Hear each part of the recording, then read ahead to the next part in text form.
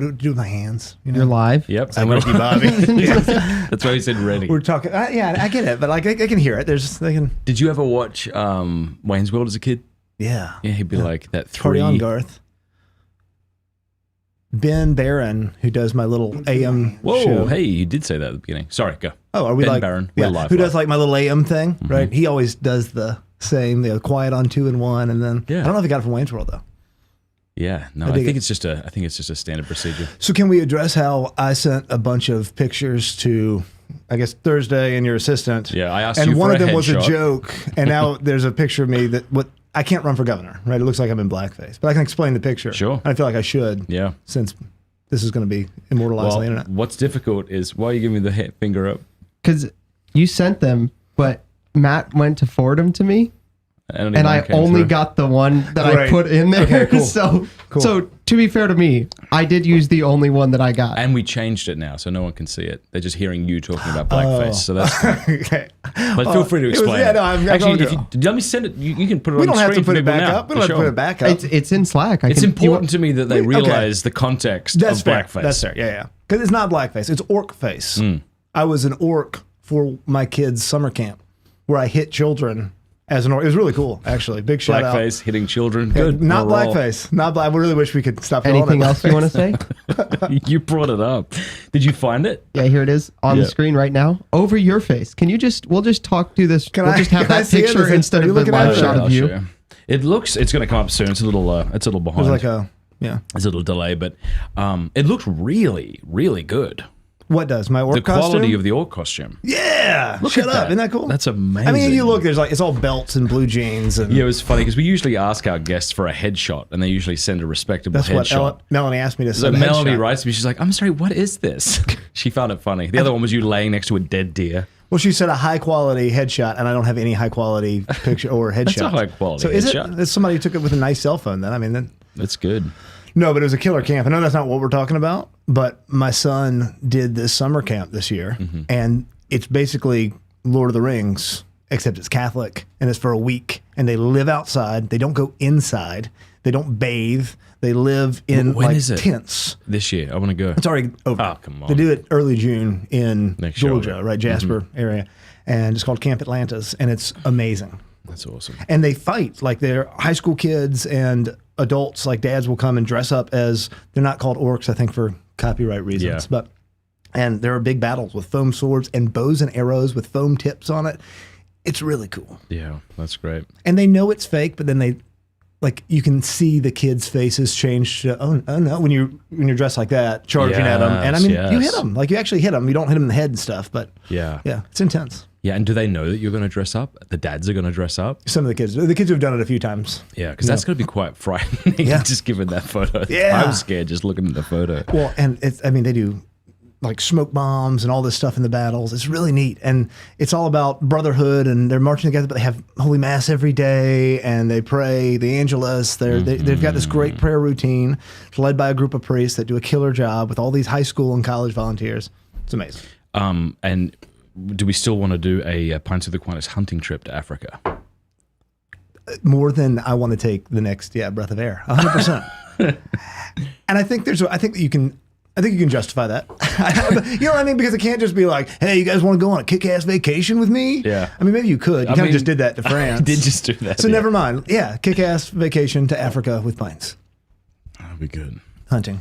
We just have I'll give a talk about whatever you need. Yeah, circle of life or God. Yeah, it'd be killer. It's like a 3-minute talk. Killer. Hey, before we go any further, I want to say something about Exodus 90, because they've got something coming up that people might be interested in, and I want to talk about how you and I did Exodus 90 as well. So there's this thing called St. Michael's Lent that goes from the 15th of August, and it's 40 days to St. Michael, the Archangel's feast day. And this is something that was actually kept earlier on in the church. St. Francis of Assisi and his followers, for example, kept it. And it's been forgotten about, really. So if you're interested in kind of kicking your own butt as a fella this summer, being more committed to prayer, here's what you got to do. Here are the things. This is easier than what we did at Exodus 90. Pray 30 minutes a day. Commit to a holy hour twice a week. Observe Wednesdays and Fridays as a penance day. And that could include cold showers, but you don't have to do cold showers. That was the worst part. Yeah, you could abstain from meat, that kind of thing. And then abstain from internet browsing and unnecessary mobile device use, abstain from video games, and then make a morning offering and practice a daily examen. So it's not terribly strenuous, but it will, especially if you're committed to it, take your spiritual life to the next level.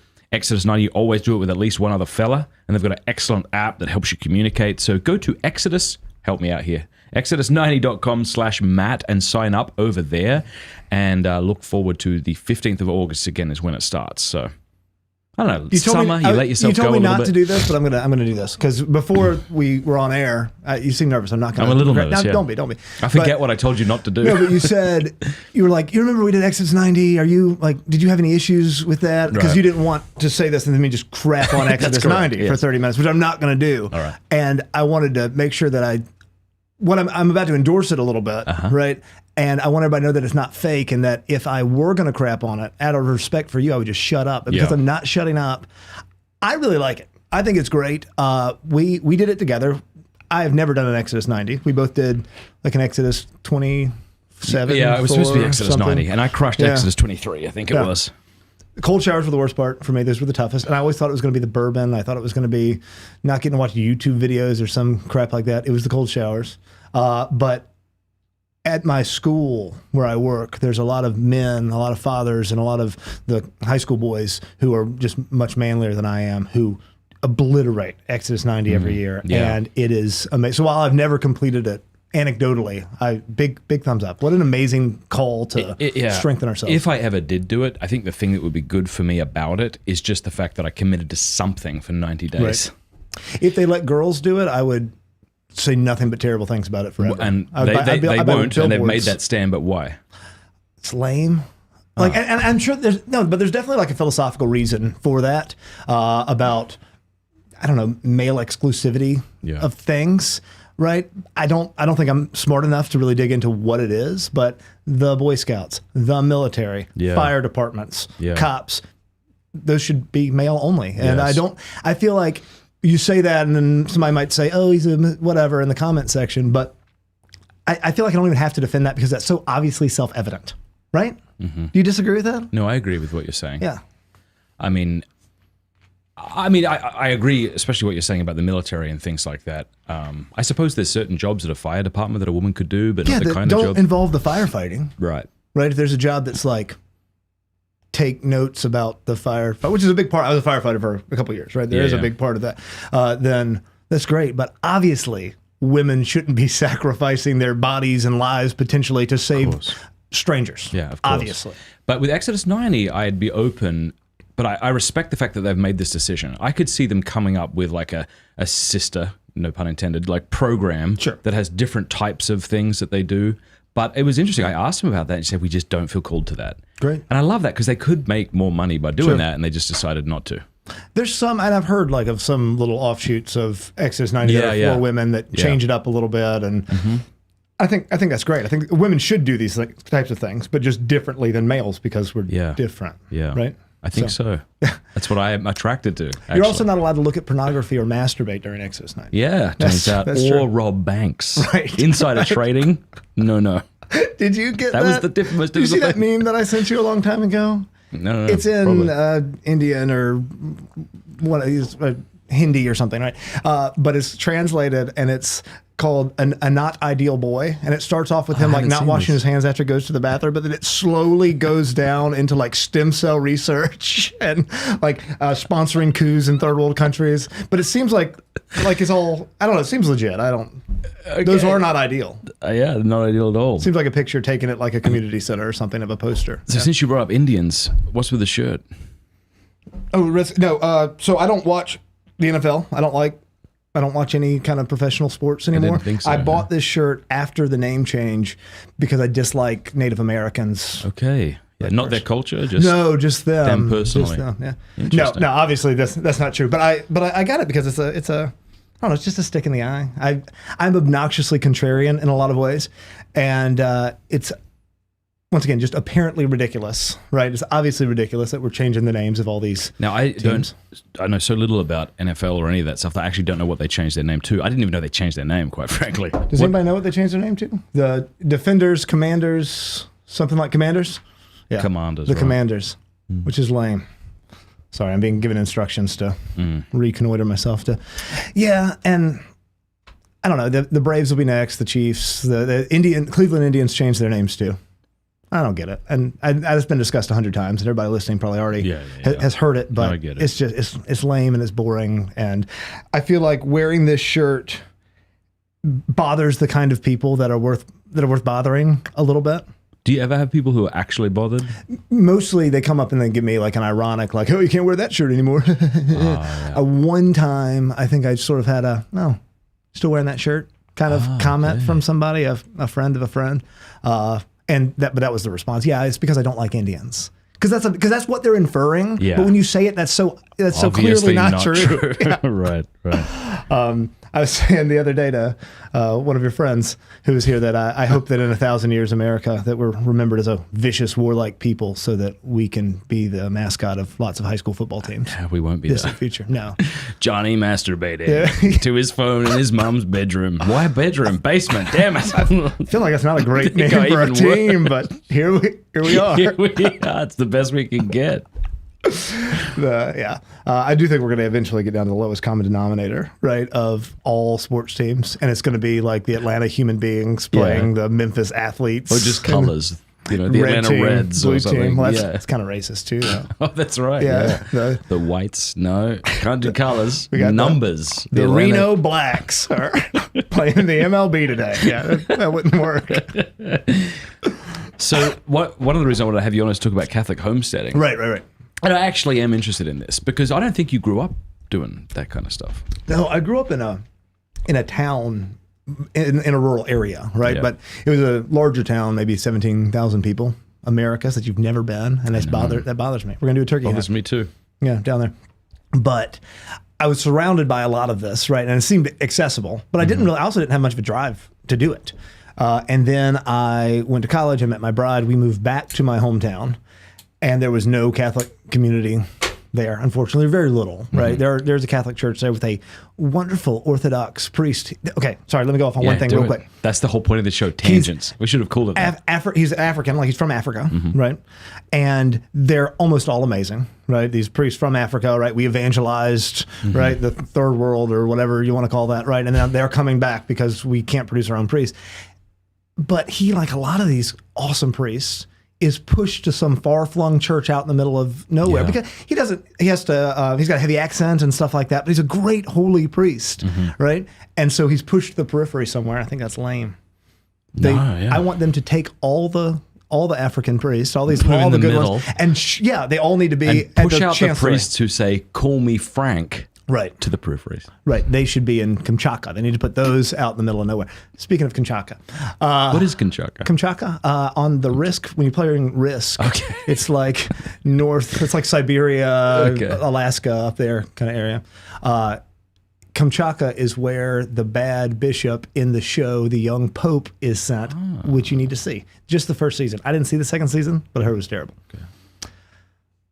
The Pope is Jude Law, same hairline as you, right? You made that joke, so I felt like that's okay for me to make it. No, yeah. Okay, no, totally. And he's supposed to be kind of the bad guy, but he's amazing, and you root for him the entire time. Before we get to the homesteading, let's do this first. Okay. And you're allowed to steal my ideas, but I want yours too. Tomorrow, Pope Francis dies. The conclave meets. A week from now, John Henry Spann is called to the throne. Okay. It lead me through the next couple of weeks and just generally through your pontificate. So I am. Yeah. Sorry, can you got to keep that mic a fist away from your mouth. Sorry. Am I good? You can hear.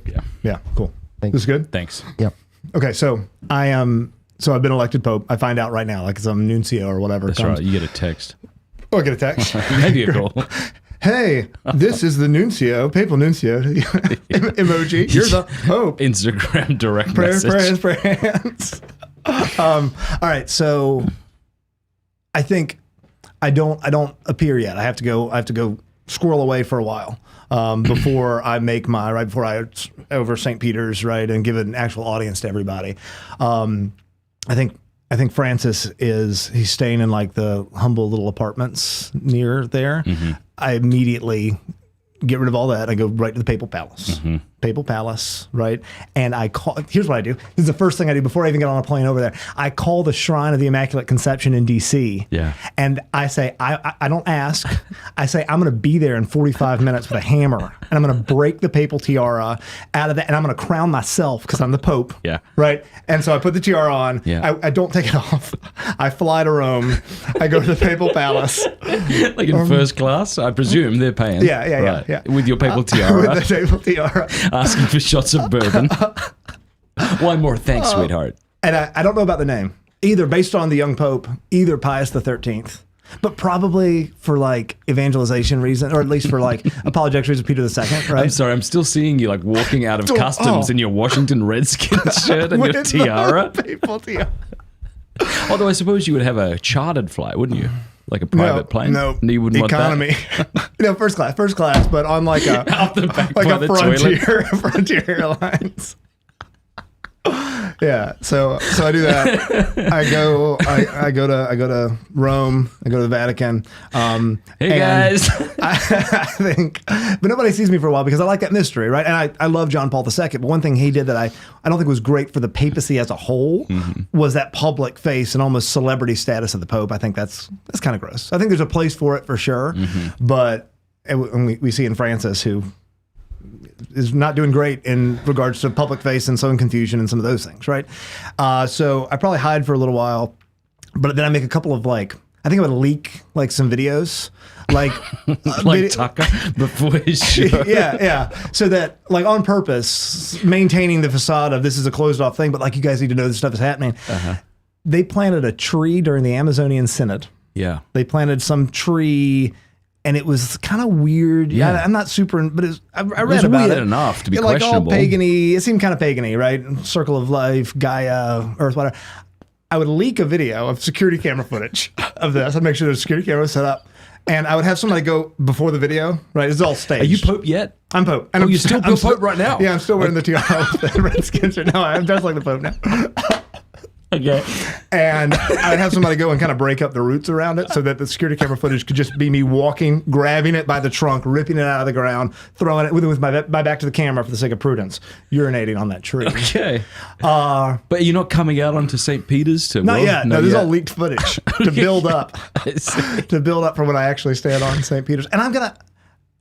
If I do the St. Peter's thing, I feel like I'm going to steal what you said yesterday. Okay. So I don't want to. Yeah. I'll let you. So what I would do, this reminds me of this lady. You told me all through my pontificate. We're on day like 3. Right Okay, now. we'll keep going. No, you can tell. You tell your thing. All right. What we could match each other's timeline. Okay. So we'll go back to you, right? Right. But before I get to that, I was talking to a woman in Louisiana. She said that her son said to her, if they asked me to be Pope, I don't know if I could do it. And she's like, nobody is gonna ask you. Anyway, but if they asked me and I said yes, have to. I would show up, I would walk through the doors, I would never speak in my pontificate. So I would ask you, because you'd be the cardinal that I'd invite over, Right. with Aunt, your beautiful kids that can roller skate around the palace. And I would tell you to say the following, kneel. And then I would bless them. You mean as opposed to like the Pope Francis, please pray for me? Yeah, it's the opposite. Okay, Everyone right. has to kneel down and stay kneeling. Right. And anyone who isn't can get out. I would bless them. Are you whispering in my ear and then how's this work? Yeah. The only things that I would say would be like official blessings, the Holy Mass, and my homilies would even just be taken directly from the church fathers. Gotcha. I would try very hard. I would fail on day 3, but I would try really hard not to speak during my pontificate. If I'm going to say anything, I would bring up beautiful papal encyclicals throughout the centuries and tell the church to study them. Why? Why Because would you want to what have I speak? got? I got nothing to say. I got nothing interesting to say. And there's been way too much talking in this pontificate, it seems to me. So I would shut my mouth and then tell the church to study these writings of the saints. And I'd invite you over, and your job, and the next thing I would do is I would make every cardinal and bishop proclaim the church's teaching on homosexuality. Yes. And the things that they don't want to say. I know they don't want to say. And when they don't do it, I'll send you around the world personally defrocking. I want you to strip them naked. I want you to be hiding in the wings, not at Holy Mass, that would be inappropriate, but somewhere just to come out and just to strip them, which would be harder than it seems because they're probably wearing a belt, a t-shirt. And who knows what kind of underwear. Who knows? Maybe none. Right. And you just make them naked. And then, so that's... And then what? I feel like is there a step after that? Are they flogged? Are they They're physically defrocked is what you're saying. Yeah. We'll start there. Just physically defrocking them. So I don't think I would even start. Sorry. Yeah. I have a question. Yeah. In this scenario where you're Pope, Yeah. can I be press secretary so Sure. I can bully the media daily? I feel like I wouldn't even give them something that they had to. I wouldn't even like throw out a doctrine and say you have to say this, you have to affirm this teaching. I think heads would roll on day one, and they would be replaced with just people that I knew. Like here's what I would do. Chester. I would get rid. I would get rid of 80% of the Western bishops for sure, right? And I would replace them all with people I knew up to the point where I ran out of good, solid men that I knew. And then I would walk through Africa at the equator, and the Just first stop pointing Catholic man I say, you're a bishop. You want to be bishop? Here you go. Literally just passing out like staffs, croziers to all of them. I like that. Honestly think that might work. I would be presumably your cardinal, I would hope. Great. Yeah, absolutely. I can carry them behind you like a big pile of croziers. Yeah, yeah. I honestly think that, and that's tongue in cheek, but I really do think that you would have a much better odds of finding holy, Orthodox, good men walking through Africa at the equator than wandering the streets of the Vatican right now, unfortunately, right? Yeah. So that's like week 2, because there's some logistics in there, right? I don't know. I have the opposite inclination. Like I want to say things, but I think that speaks to my own arrogance, right? I want to proclaim things. I want to stand on the balcony and give teachings and all of that. But I don't know exactly what I would say. I feel like I would bargain hard with the Italians. I want the Papal States back. I think it's ridiculous we don't have a seaport. I want one of those. Yeah, we need a seaport. I think Florence rightly belongs to us too.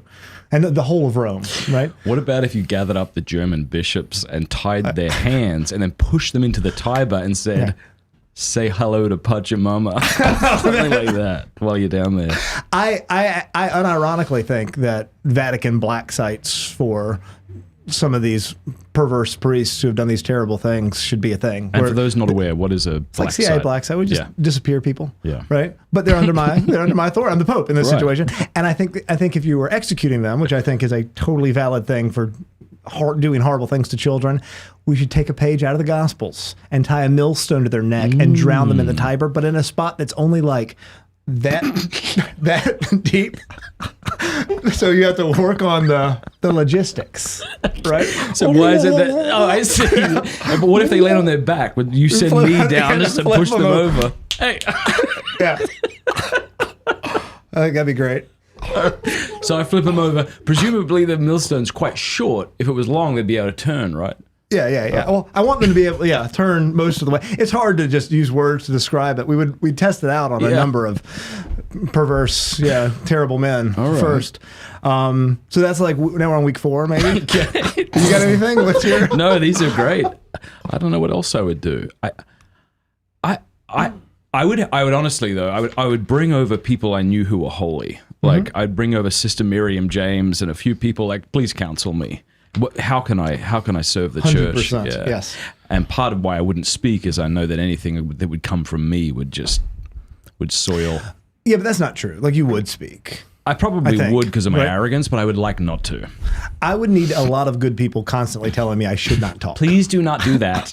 Yeah. The first time we brought this up, I like how you phrased it, because you show up in Rome and you say to somebody, I'm going to need the papal tiara. And he looks at you a little confused, and then you yell, run at him. I love I stutter? I love the idea of being in the Vatican and hearing about all the rules of the Vatican and then just saying, wait, who's the Pope, right? Is it, because of the crown and the shirt. Yeah, it's me. No, I just think that would be beautiful. And I'm really, maybe I'd say one thing. If I walked onto the balcony, it would just be. This is difficult, right? Because we're doing both. We're trying to say things that are funny, but we're also like meaning certain things. Yeah. But I think just repent and believe in the gospel, and then I'd shut up. Then turn and walk away. Turn, walk back in, and then you can be like, all right, like a drill sergeant to everybody down there. Here's what he meant by that. I think, and this is not me trying to be ironic and funny, I think some martial, I think a reinstatement of some martial order would be a beautiful thing, right? I want when Boko Haram kidnaps a convent full of nuns, I want some Vatican Knights Templar, whatever, whoever they are, right? It'd be a new thing, make a new thing. Yeah. To go in there and freaking stealth bombers in the middle of the night and kill them all. Also on camera, if we get some of that footage leaked. I love the idea of they're about to be a religious execution in South Sudan or something. And so they're live streaming it because that's what they're going to do. Yeah. And then you just see like the bushes, like little cracks of gunfire, and all these guys die, and then they're helping these people out, and then that'd be cool. And then do you walk on with your tiara? I know, I don't have to be there. That'd be cool with the Sheridan tiara. I come strolling out of the jungle. You're welcome. I say directly into the camera. You're welcome. That might be a little wink. much. No, but I think that there's something to be said for those martial orders. It could be, and there's a big humanitarian aspect or whatever. But I think I would also take that new statue they've put in St. Peter's Square, that big boat of like all the. Set it on fire. I would set it on fire. Why? Why do you hate immigrants, Matt? I don't hate immigrants, but I hate that. There's no way out of that. What? Nothing. Oh. I hate them because I am one, and I hate me. Oh, that was a good way. It comes from self-hatred. Thank you. No, but it's because that. Oh, it's ugly and garish and. Well, but it also is saying that it's bringing up all these social issues as the church's primary responsibility, and that's not the church's primary responsibility. It's saving souls, not which certainly involves loving our neighbor and caring for immigrants and all that. But that's not what the ship means. That's not what that statue means. Yeah, I see what you mean. Right? What it means is this watered down social justice, right? I don't like putting any adjective before justice, right? I think we've talked about that before. But that's I don't know, the message is not you should love your neighbor, right? Because it's good for your soul. Right. It's what we're called to by Christ. It's the same thing. It's like the Trojan horse, right? It's like Black Lives Matter. It's like that's not what that means. Right. Yeah. Yeah, there's a lot of that. There's a lot of, unfortunately, we were having a conversation with a friend of yours the other night at your party. Great party, by the way. Chester? No, not Chester. Not Chester. I didn't know what he was going to say. And what he was a professor at the university, but he was saying about Andrew Jones. Yeah, about the church. I don't know if we want to. No. Well, let me. Yeah. I don't know. Did he share that in confidence? Shared the name. Sorry. That's why I wish you had you the name. mean Michael Scanlon? No. Teddy McCarrick. But he was at my 40th. Great party, by the way. Jumped out of the cake. No, but what we were talking about, sort of the church's comfort with the modern world. Yes. The church has gotten way too comfortable with the world in modernity, like and the that world is our friends. Right. That was it. I think that's how he phrased it. Right. The world being our friend, and that's I think of that when I think of the miraculous medal prayer. So around the miraculous medal, it says, "Mary conceived without sin, pray for us who have recourse to thee." But the full prayer is, "And for those who do not have recourse to thee, especially the enemies of the church and those who recommend to thee." Sure. But I think if you were to say to any given cardinal or bishop, like, who are our enemies? I think a lot of people might be reluctant to respond to that. Yes. But we have enemies. That's right. Like the Freemasons even to admit that we have and enemies. the Mohammedans in some circumstances, and modernists and the LGBT stuff. Yes. We have enemies. And we want to reconcile them to the church so they can be saved. But what the church has done, it seems like in the last, 100 years, 70 years or so, is view itself like a part of the modern world, right? Like an apparatus similar to like a big charitable organization. Yeah, the church has always been a big charitable organization, but that's not the point, right? We're not an institution that exists with the modern world, right? We are contrary to it, like ontologically, we're supposed to be. Right. Yeah. I think that's why we have all of these issues, and why I can't have conversations with somebody who I'm seeing at Mass without being worried about, oh my goodness, are you going to be offended by me saying basic teachings of the church? Homesteading. Yeah. So you didn't grow up homesteading. I didn't. You mind if I smoke a cigar while we talk about I'll this? do the same thing. First of all, let's address cigars. I don't know if you know this, but some people say tobacco is bad for you. Nah, no. If it were bad for you, then it wouldn't taste that good. Yeah, you'd think a lot of people would have some problems. I've never heard of anybody having any medical issues. Everybody says that smoking is good for everybody you. says that smoking is good.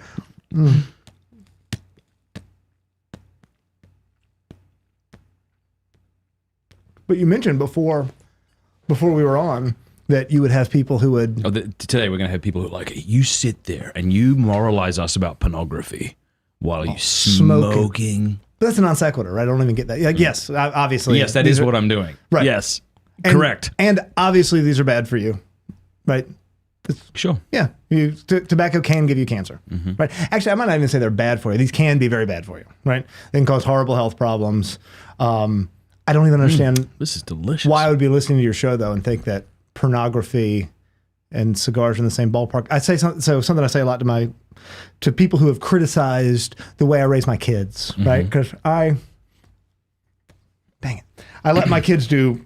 My son in particular do lots of things. I told you he lived in a tent for 8 months, right? He goes out and he swims across the Etowah River in winter time and whatever, because it's cool and that's neat. And he's 11, right? So some of those things are dangerous. But what I always come back to is I don't care that much about physical well-being for myself or for my family, the people I love. I care a whole hell of a lot about moral well-being because that's more important and that's rightly ordered.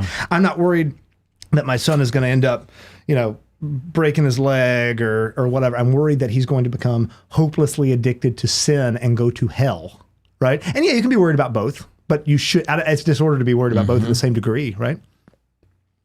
I'm reading a book by Matthias Shaban right now, and he's talking about how we do not desire grace because we do not understand its importance.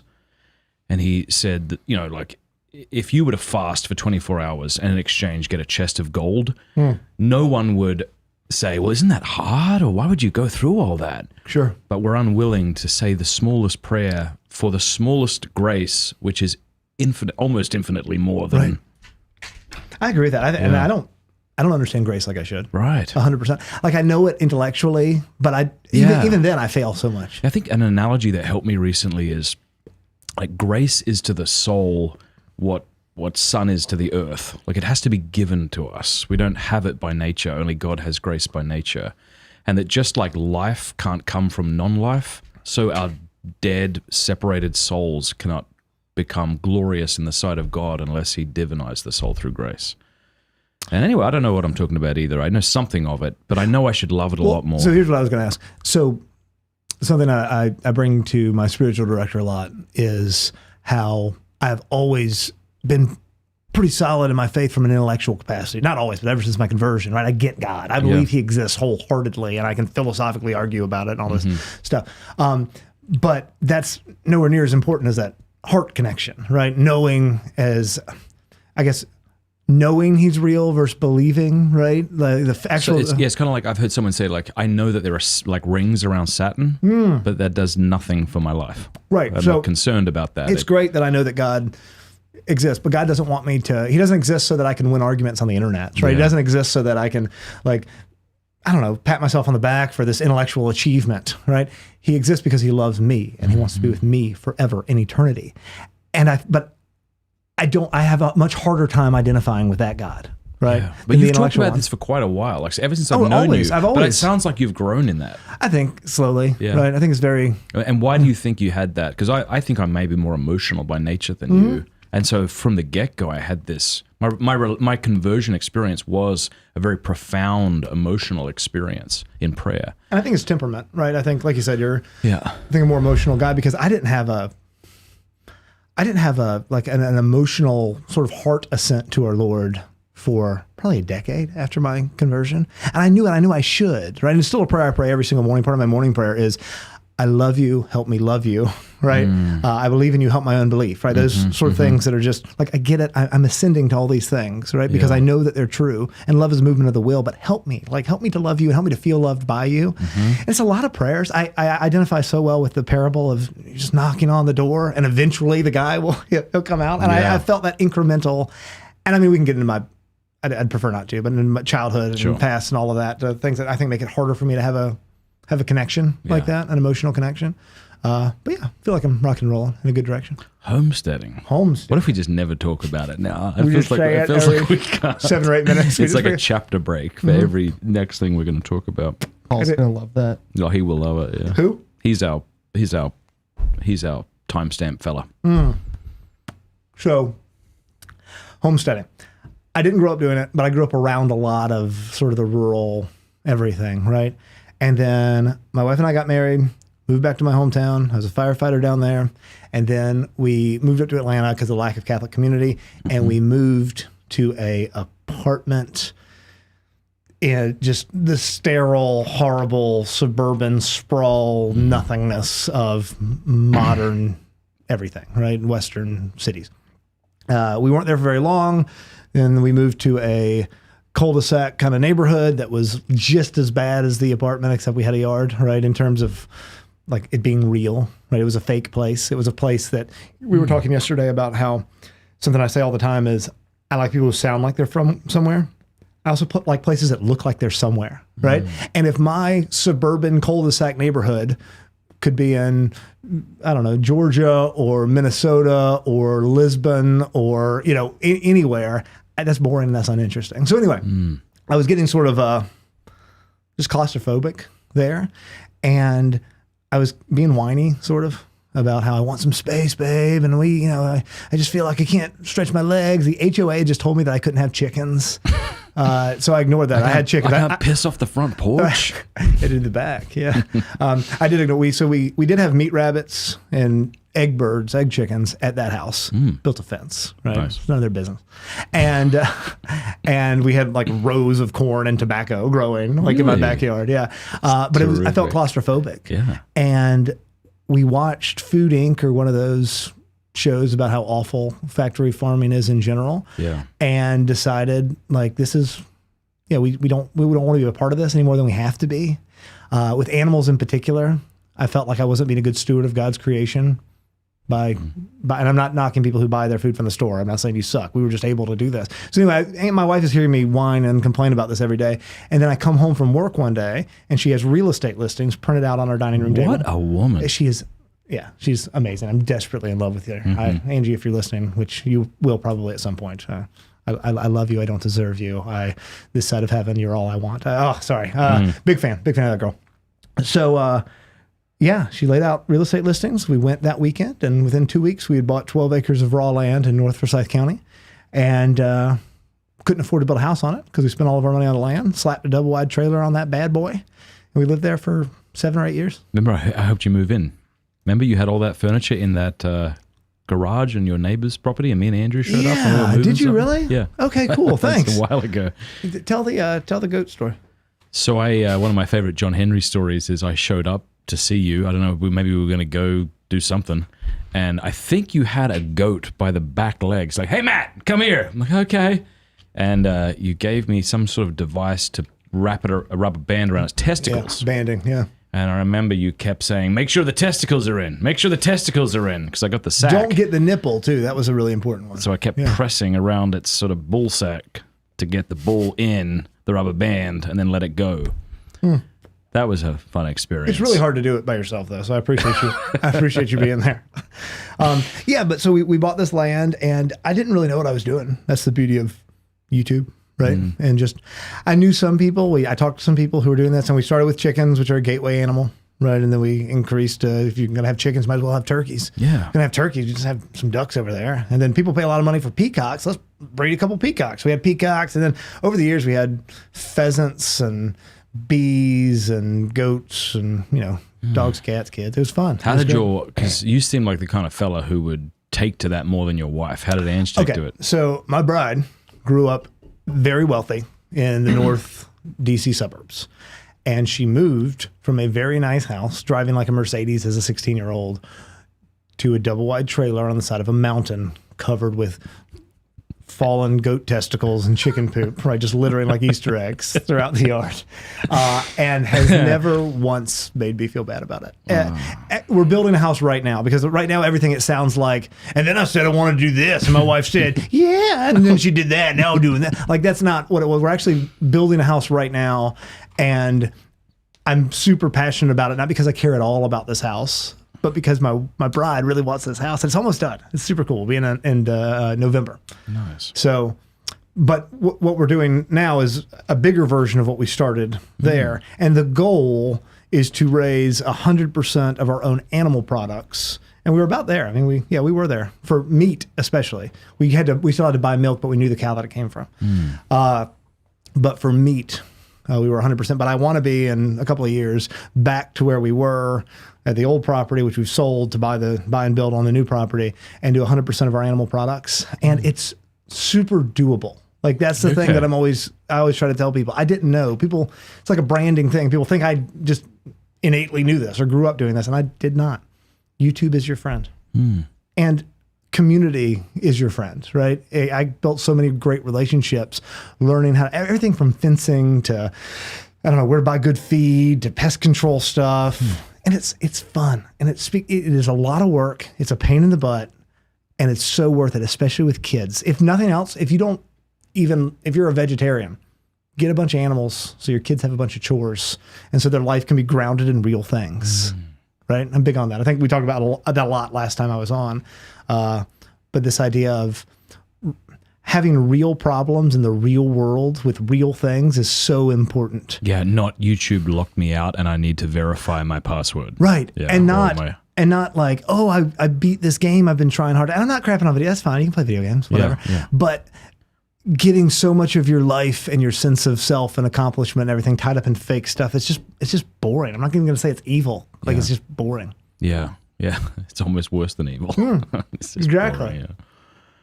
I mean, a lot of people, I think, try this and then realize this was a terrible idea. I actually prefer living in a town, by a community, and I want to buy my products, if not from the store, but maybe from friends like you who do it. So, I mean, that would be if I ever did it, that's what would happen to me. Yes. I would have this great idea. We'd get super into it. We'd go out and I'd be like, I don't like this at all, I don't think.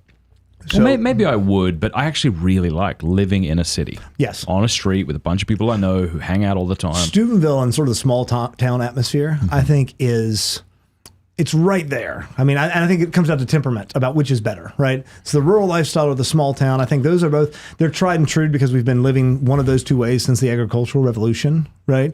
And then the advent of big cities and everything, like big cities on the scale they are now, is like a industrial revolution, post-industrial revolution phenomenon. We had big cities, but not like we have them now, right? Big cities that are so disconnected to all the inputs of that city. Yes. I was reading something the other day. In an average city in the United States, there's 3 days worth of food for all the inhabitants in the city at any given time, right? Okay. Because none of those inputs are produced there, right? They're all inputs. So they're coming from outside, trucking into the city. And so if the system or whatever falls down, in 3 days, there will not be a scrap of food in the city. Isn't that interesting? That is fascinating. Yeah. And that's clearly broken. That's weird. Yeah, I think you said this last time. It was a good point. You said that Steubenville is less real than agrarian living, but way more real than suburban living. What did you mean by that? Yeah. I mean, I guess if I'm saying real, like rooted in not nature, but our nature, maybe. Actually, you could make walk-friendly towns. Yeah, you can make an argument that is more conducive to human nature than agrarian living, right? Because I'm out there, and unless I make a concerted effort to see people, I don't have to see anybody. I could totally be a hermit if I wanted to. That's my plan. If my wife, dies or leaves me and my children run off, is I'm just going to lock myself in my house and drink myself to death over the course of a long weekend. Great plan. I hope that doesn't happen. I hope so too. Yeah. No, I think that this is good because unlike the neighborhood, right? You have friends, and it's purposeful too. Steubenville is purposefully like this, right? You didn't just move here and then try to cobble together a community. You said, no, there's a community growing here. Yeah, a Catholic community. I want to be a part of it. I want to invest in it. Right. And people will accuse you of it being a bubble. That happens with my school a lot. Our school is a very tight community of, a few hundred families. And we get it, the word cult gets thrown around, the word bubble. And what I always come back to is, no, it's called a community. And it's worked forever. For 12,000 years, this is how we've been living as humans, around people who share our basic values and our faith usually, right? And loving and helping each other. And in a rightly ordered society, right, once you leave, our situation is a school, once you leave that school and you go out that community and you go out into the quote unquote real world, which is faker than the community you're actually from, God willing, you're going to either return to this one, find a new one, or create a new community because that's how we're supposed to live. And I don't know why that's controversial. That's a good point. The modern cosmopolitan man of world, like jet setting around the world and not being, not having deep connections to the people who are geographically close to him is disordered and weird. And that's not okay. What do you think about a family who chooses to buy a camper van and travel around the country? I think that sounds great for a summer. Yeah. But I don't think it's a fun vacation. But I don't think it's right because I don't think our hearts are oriented towards that. Something that, and I'm going to butcher, I don't know, it might be Esalen, but basically what he says is if people were living this way or enjoying this thing or whatever 200 years ago, and they're still and it's still working today, Yeah. it's probably still going to be working in another 200 years. Yeah. And 200 years after that. I think he's talking about media, right? He's saying like if people enjoy a work of art, right, a piece of music or a play or something, if they enjoyed that 100 years ago and they still enjoy it today, it's probably got a lot of staying power. Like Dumb and Dumber, time tested, right? Exactly. We watched that recently. We both did. Both of our boys. We introduced our boys to Dumb and Dumber for the first time. Can we just do that for the rest of the show? Just pull up Dumb and Dumber and just do Dumb and Dumber clips. Big gulps, huh? Well, see you later. I wonder if that was planned or if he just walked out and said that. And what's funny about that is it's very difficult to say why that's funny. It doesn't make any sense. I think it's because it was this like cockeyed optimism to a couple of cynics, maybe. Who were totally uninterested in him or anything he had to say. Cynicism, the fact that we're so cynical as humans, I think is also part of the disorder of all of this. We were talking, I don't know if it was on the show or not, but about how everything, the older I get, the more mature I get, rather, right? Everything that 99% of things that I used to think were cheesy, I realized, no, I'm just cynical. Those are actually wholesome, and it's beautiful and good, right? That summer camp that is right up the road that we go to now every single year. Catholic family land. Cheesiest thing in the world. And by cheesy, I mean beautiful and wonderful and exactly how, what it should be, right? Feeds my soul is amazing. Thursday, can I ask you a question? Because you're of a different generation than us. And I wonder, I'm hearing Gen Z people say wholesome a lot, which is interesting to me. It seems like we're so bombarded with sexualized content and swearing and evil that it's almost like this new nice genre that we actually give credit to. Wow, that's just wholesome. Or am I off? I'm sorry, what was the question? Why does your generation say wholesome a lot more these days? Like, that's a very wholesome movie or a wholesome video clip. Or do you think I'm wrong? Maybe. I think people... Have you been noticing that? Yeah, I think so. Where it's just the word wholesome. Sorry, Thursday, were you going to... Like, as a reaction? Yeah, I'm thinking that just the parlance, just the use of the word wholesome. We're so steeped in like gross, garish, pornographic, backstabbing content. Oh, it's probably just that it's the truly like beautiful things are rare, and so they're recognized quicker and more easily. But my point, I suppose, is it's not coming from Christians necessarily. It feels like it's coming, Yeah, but there are like I remember seeing a video game reviewer who reviewed. There was some. What game was that? It was really popular a few years ago, where you would build a little campsite and like fish, and it was just so wholesome. Animal Crossing. Yeah. And I'm interested in this idea. Yeah, I mean that story I told you before the show about the event I was at this weekend. Like, that's like, I don't think you have to be Christian or even believe in anything at all to realize that story was like a wholesome moment, right? Yeah. I've seen it misapplied a lot too, though. I see a lot of it's two men living in a relationship of sodomy, adopting a little girl, and it's the video of them showing up. It's so wholesome, and those are hard because there's a wholesome element to it of this girl who's an orphan or whatever is going to be loved, but then I feel like I'm the big, angry sort of ass. Fair enough. He's going to push saying, back. well, actually, there's not wholesome. which is true. Like, I'm not backing down from that. That is not wholesome, right? That is evil. That is disordered. So I don't know. But it's interesting. Like, when I've said this before. When I was in Africa, I just noticed this lack of cheese factor. Like the Christian songs and the way people talked. There was no sarcasm. I think sarcasm, cynicism, and cheese are somehow linked, and I haven't figured out how. I probably mentioned this before, but I would disagree with that assessment of Africa in regards to the white Africans.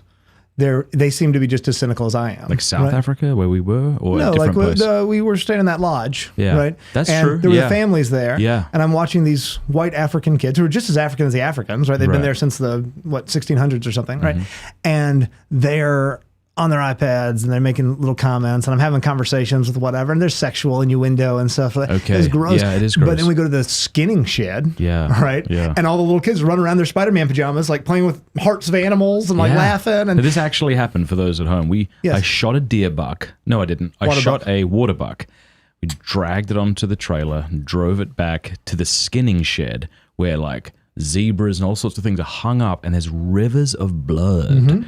and little black African kids in Spider-Man shirts are like, yay! And we both said they have a much better childhood than most children in America. But then the kids who are 100 yards away from us staring at their screens all day in the most beautiful place of God's creation, right? Yeah. That's what was that juxtaposition, because I'm not saying it's good, but I'm saying I get it. I get it why we have our teenagers, our young adults right now, like, yeah, you want to disappear into this digital world. That makes sense, because have you looked at the world you live in? Once again, you're living in this cul-de-sac, cookie cutter, nothing neighborhood or apartment in some big drab city or whatever it is. Like, obviously you want to escape, right? That makes sense to me, even though that's disorder. You shouldn't escape by staring at a screen, but I get why you would want to.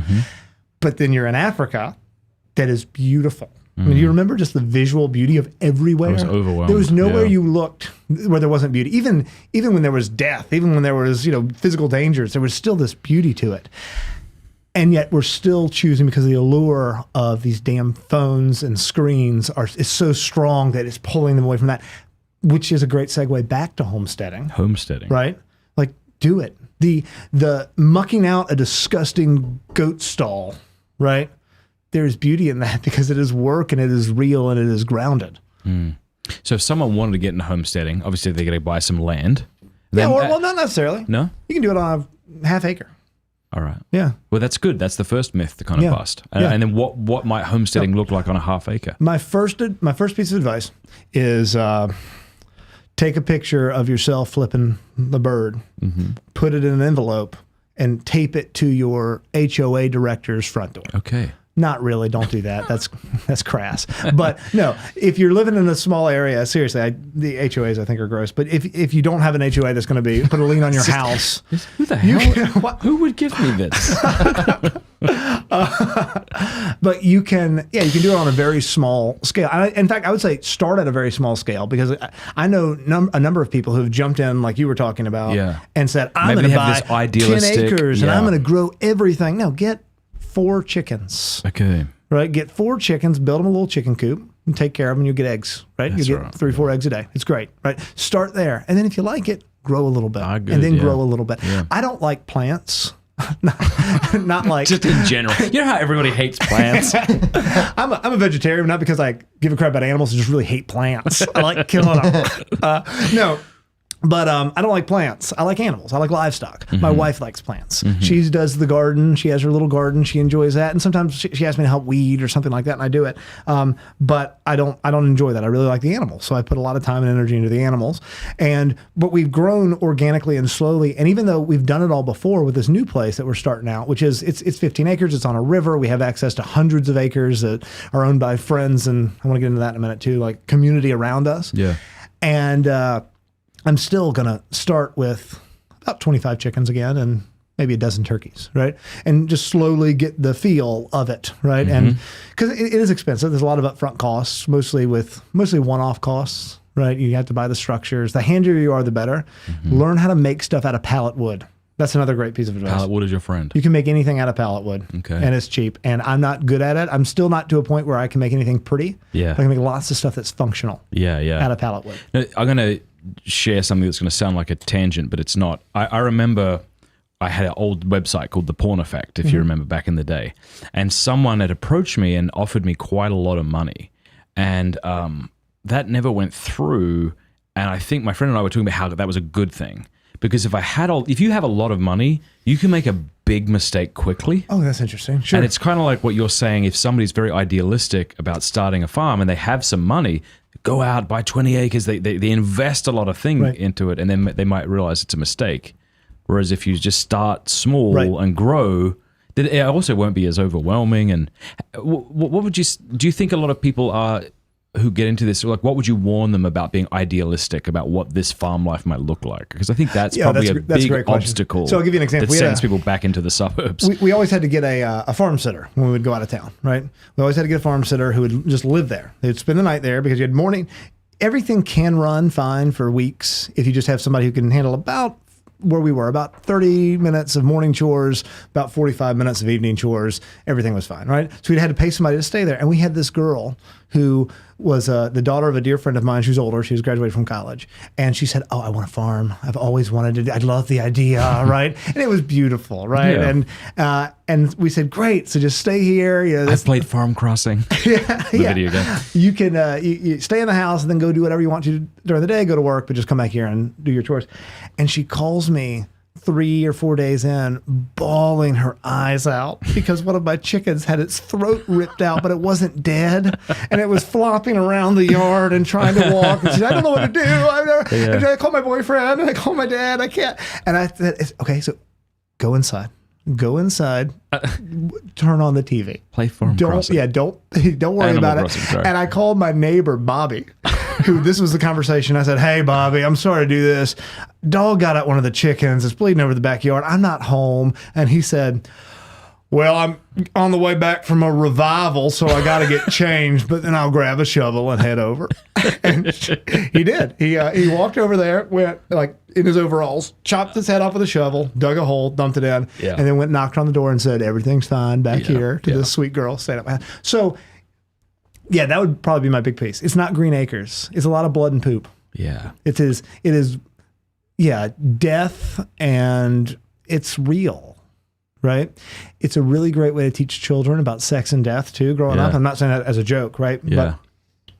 But my son and my daughters, there's a lot of conversations that have been very difficult with some of my friends' kids that's not difficult. The real conversation I had with my kid one day. Dad, look, the goat's trying to give that goat a piggyback ride. I said, oh, no, they're having sex. He goes, oh, what's that? Oh, he's trying to get her pregnant, right? It's called sex. And you see that his penis is right down there. And then, is that how it works with people too? Yeah, it's a lot like that. Okay, great. And then we've built from there. He's 11. So we didn't stay with, it's exactly like goat sex. And with death too, and these animals that you hand raise. We just keep going back to that well. Keep bringing. Oh, you remember the goats like that? All right. No, that's good. But you hand raise these animals, and then they die sometimes because things die, right? Yeah. At my grandfather, God rest his soul, right? My grandfather's funeral, he was one of the only practicing Catholic members of my family. When he died, we were at his funeral with all my children. They were much younger. This was probably 5 years ago, right? So my oldest would have been 6.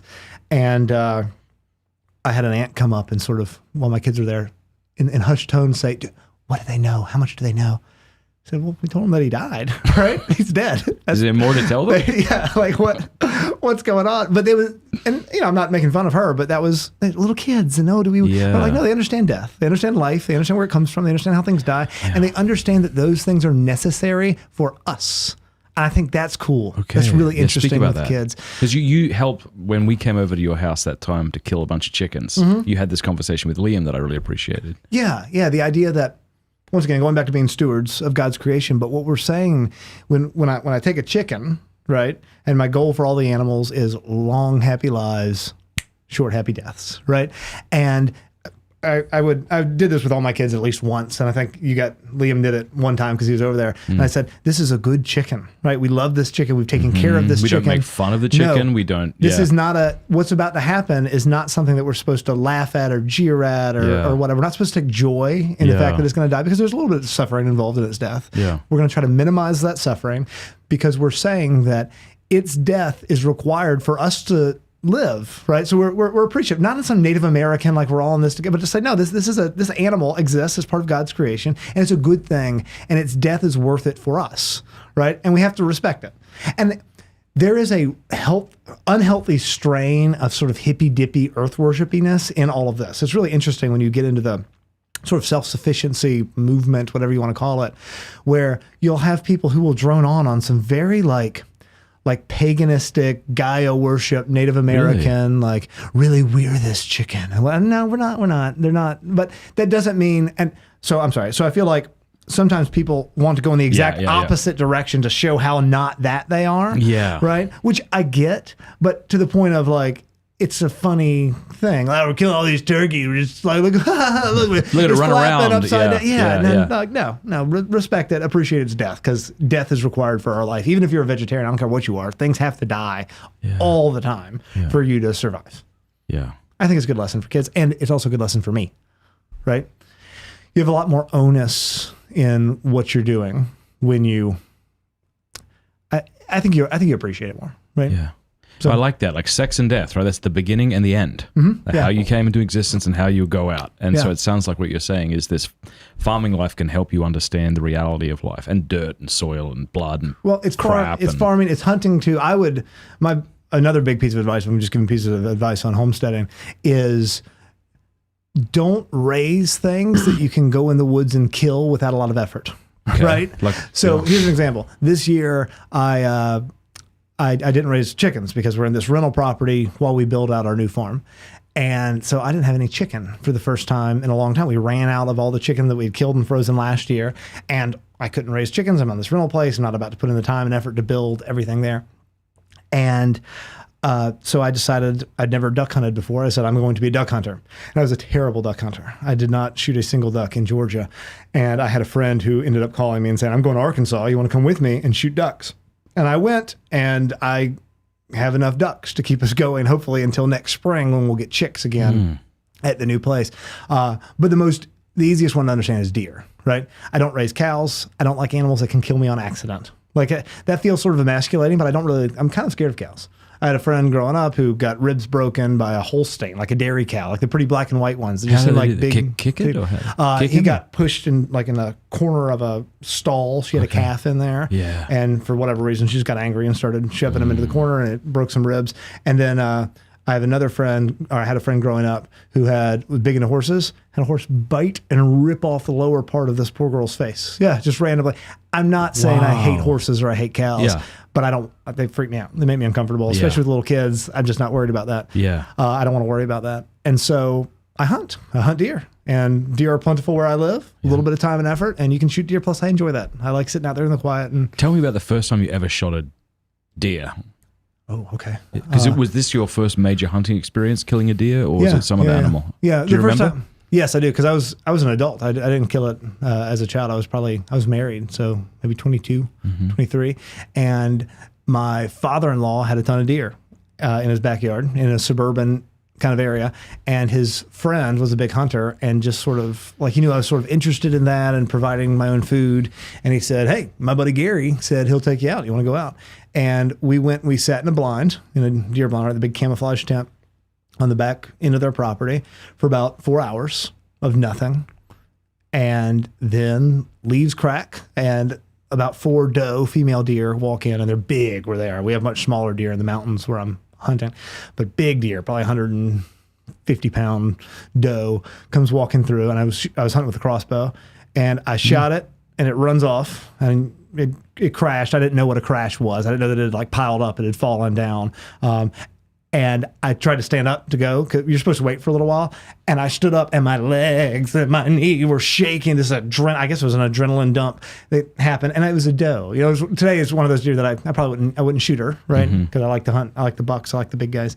There's another tangent there about how trophy hunting, people attack trophy hunting. That's a good discussion we should get to. But I still feel the exact same way. Now, after I've killed, 100 or so deer, I still feel the exact same way, even if it's a doe, even if it's not some big, beautiful buck I've been searching for all summer or whatever.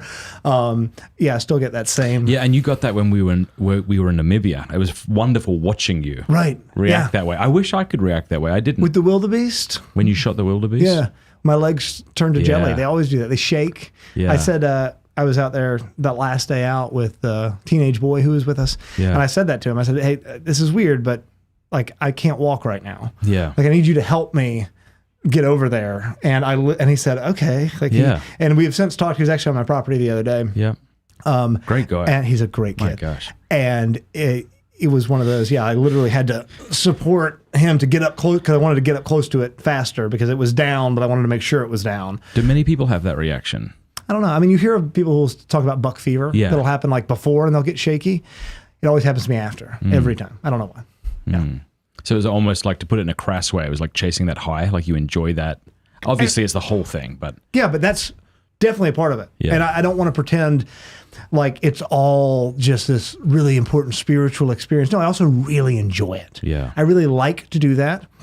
And I feel like as a man in particular, that's rightly ordered. We are predators, right? Did we talk about this last time when my son shot a deer? And I don't know. But one of my I have many favorite memories of you, John Henry. But one of them was you on all fours because you saw a bit of blood, and you picked up a leaf and you were licking the blood off the leaf. And I just I'm not, just to clarify, not because I'm a crazy person, because it was fall, right? Yeah. That's when deer season opens, and there were a lot of leaves that had red tints in them, and so I was licking it to confirm, oh, that's salt, that is blood, that is blood. That's not just a little. And we got so excited. That was wonderful. Yeah. Well, my favorite part about that trip with your son is like we looked all over the place for that deer, and we really did. Well, we went left. far. We ended up going to get breakfast, right? Yep. And just like we'll take a break, we'll come back, and then we searched. And I was getting super depressed and upset, and then we found it because of the high where he had hit it high. It wasn't bleeding really good. Like the blood was all in the body cavity, right? It wasn't spilling out, so it was hard to track. And we ended up having to use hoof imprints, right? The deeper hoof imprints from it running away versus all the other ones that were just deer sort of daintily walking. And we found it, I don't know, 20 feet from the side of the road, just laying over there. And then we pretended like we didn't. Yeah. And told the boys, what if we look down here? Do you see any? Maybe we look for blood. I don't know. Yeah. Oh, you found some? Great. Well, that was great. That was really fun. I really enjoy taking young people hunting, because once again, I never did it when I was younger. But the cabin that I have up in the mountains there is like it's built to help like young boys in particular shoot their first deer. And there's nothing big, there's nothing fancy. You're not going to get a big wall hanger out of it, but you're probably going to see a deer, and you're probably going to shoot a deer. And it's done in a place. I'm not the end all be all of hunters, but it's done in a way that I think is respectful and rightly ordered, but not that weird Gaia earth worship garbage. Why is trophy hunting a good idea? Oh, great question. It has become common in like hunting circles to say I'm not a trophy hunter. Right. To make it very clear, like I'm not a trophy. I don't trophy hunt. I hunt because of the food. I hunt because of conservation or whatever. Not to have it shoulder mounted. That kind of thing. And I always. I try to really boldly say a lot. I'm absolutely 100% a trophy hunter. Right. I'm going to eat every piece of it. Right. The dogs get the bones of the deer. Everything, just about all the organs, everything except for like intestines and digestive tract stuff. We're going to eat all of it. But I am a trophy hunter. I look for the biggest one. I look for the biggest male because he is beautiful, and I do want to hang him up on my wall. Also, it's harder, right? He survived that long for a reason. But if you're talking about from a conservation standpoint, why is trophy hunting a good idea? There's a different model between North America and Africa, right? So, and I'm sure that, I don't know what the Europeans do or the South Americans or whatever, but the North American model of conservation, which is what we use, we use hunting as a huge part of the whole conservation process. And, every state is different, and a lot of times different regions of the state are different in regards to what you can kill and when you can kill and how many you can kill. Georgia, we have a really kind of wide open compared to most places. I get 10 doe tags, 2 buck tags, 2 gobbler tags, and 2 black bear tags every year just by virtue of buying my big game license. So I pay $70. I can hunt all those things, and small game with daily limits and all that stuff. And it is the reason why deer exist still in North America, right? There were, in the 1920s and 30s, there were almost no deer in Georgia, almost none. There were a couple, I think, in the Okefenokee Swamp, and there were some up in the mountains, right? But they had all been hunted, right? If anybody's got a grandfather or great-grandfather who lived in the South, right, in the early 1900s, they were hunters. They were almost definitely not deer hunters, right? They were squirrel, rabbit, quail, those small things. Because they'd all been shot out since we settled, right? However many, 300, 400 years beforehand. And it was the hunters that brought them back. Literally physically brought them back, in that deer were captured, right, in Wisconsin. You will live here now. Yeah, and New York and all these places, and deposited here. And instead of them being seen as purely a food source, they were seen as they were made desirable through this idea of managed hunting, right? And you get 1 deer tag every year back then, right? When it was, right, in some places you didn't get any deer tags, or it was a bi-yearly sort of thing, right? And the idea was we're going to give value to these animals, right? Now, let's take that over to Africa, right? And I'm sure we got into this last time I was on, but the animals were were almost gone, right, throughout large swaths of Africa. And what happened was the locals, for good reason, were shooting and eating them, right? Or they were shooting them because they were pests and they were getting into their farms. Or like in Namibia, which is desert, it's the Kalahari Desert, right? You have very limited grasslands for your cows to graze on and your goats and whatever. And it's a real pain in the neck that a bunch of gemsbuck keep walking over here and they're the size of your cows and they're eating all of this stuff. And so what they've done is they have said, no, these animals aren't pests. These animals are a commodity because here's what's going to happen. And you can think I'm a jerk or whatever for doing this, for being a hunter, but some white dude from Georgia is going to come over, pay a bunch of money to kill these things, right? You're going to get all the meat from them anyway, local village in this area, right? So we can only eat, you can't import meat back to the States, right? So you're going to get the animal anyway. You're going to get all the food from it, and you're going to get money to help, right, offset the cost of the damage that's done. And as a result, they have flourished. It's all the places where it's been outlawed. We were talking with Louis, our guy. Was it Rwanda? He brought up some country where elephants became almost extinct because trophy hunting was no longer outlawed. Yeah. And so there's no reason to protect them, right? Yeah. I can make money from their skins and their bones, and then I can eat them. There's no incentive from private companies to fight the poachers. Right. Yeah, why do I care? Those animals are just messing with my livestock or overgrazing my fields anyway. Yeah. Yeah, no. It's and it seems counterintuitive. Something I always try to throw out there is like, I will have a who gives more of a crap about animal contest with anybody, right? I'm a big believer in conservation. I give a lot of money to conservation groups. I'm super into it. But I hold what sounds at first like a contradictory opinion, but it's not, right? That I can both love the species and still kill the individual. Yeah. And like, I don't want to make any bones about it. Like, I have a right to do that. I have a right from my creator to kill and consume and eat animals. Nature exists for us. It's a ridiculous modernist heresy, the idea that nature is a thing that exists that we're not a part. Nature is for us. God gave us nature. The only reason nature exists, and whatever you want to call it, the cosmos, right, is for us as creatures of, right, as God's creatures. As soon as you build a town, you've messed with nature. And messed with the animals that once lived there. Right. Yeah. No, I remember Louis talking to us about how rhino tusks ought to be able to be traded and sold. Horns, yeah. And when you say that to someone, that sounds horrible until you realize that their horns grow back. And so it's keratin. It's literally the same thing that your fingernails and hair are made out of. Yeah.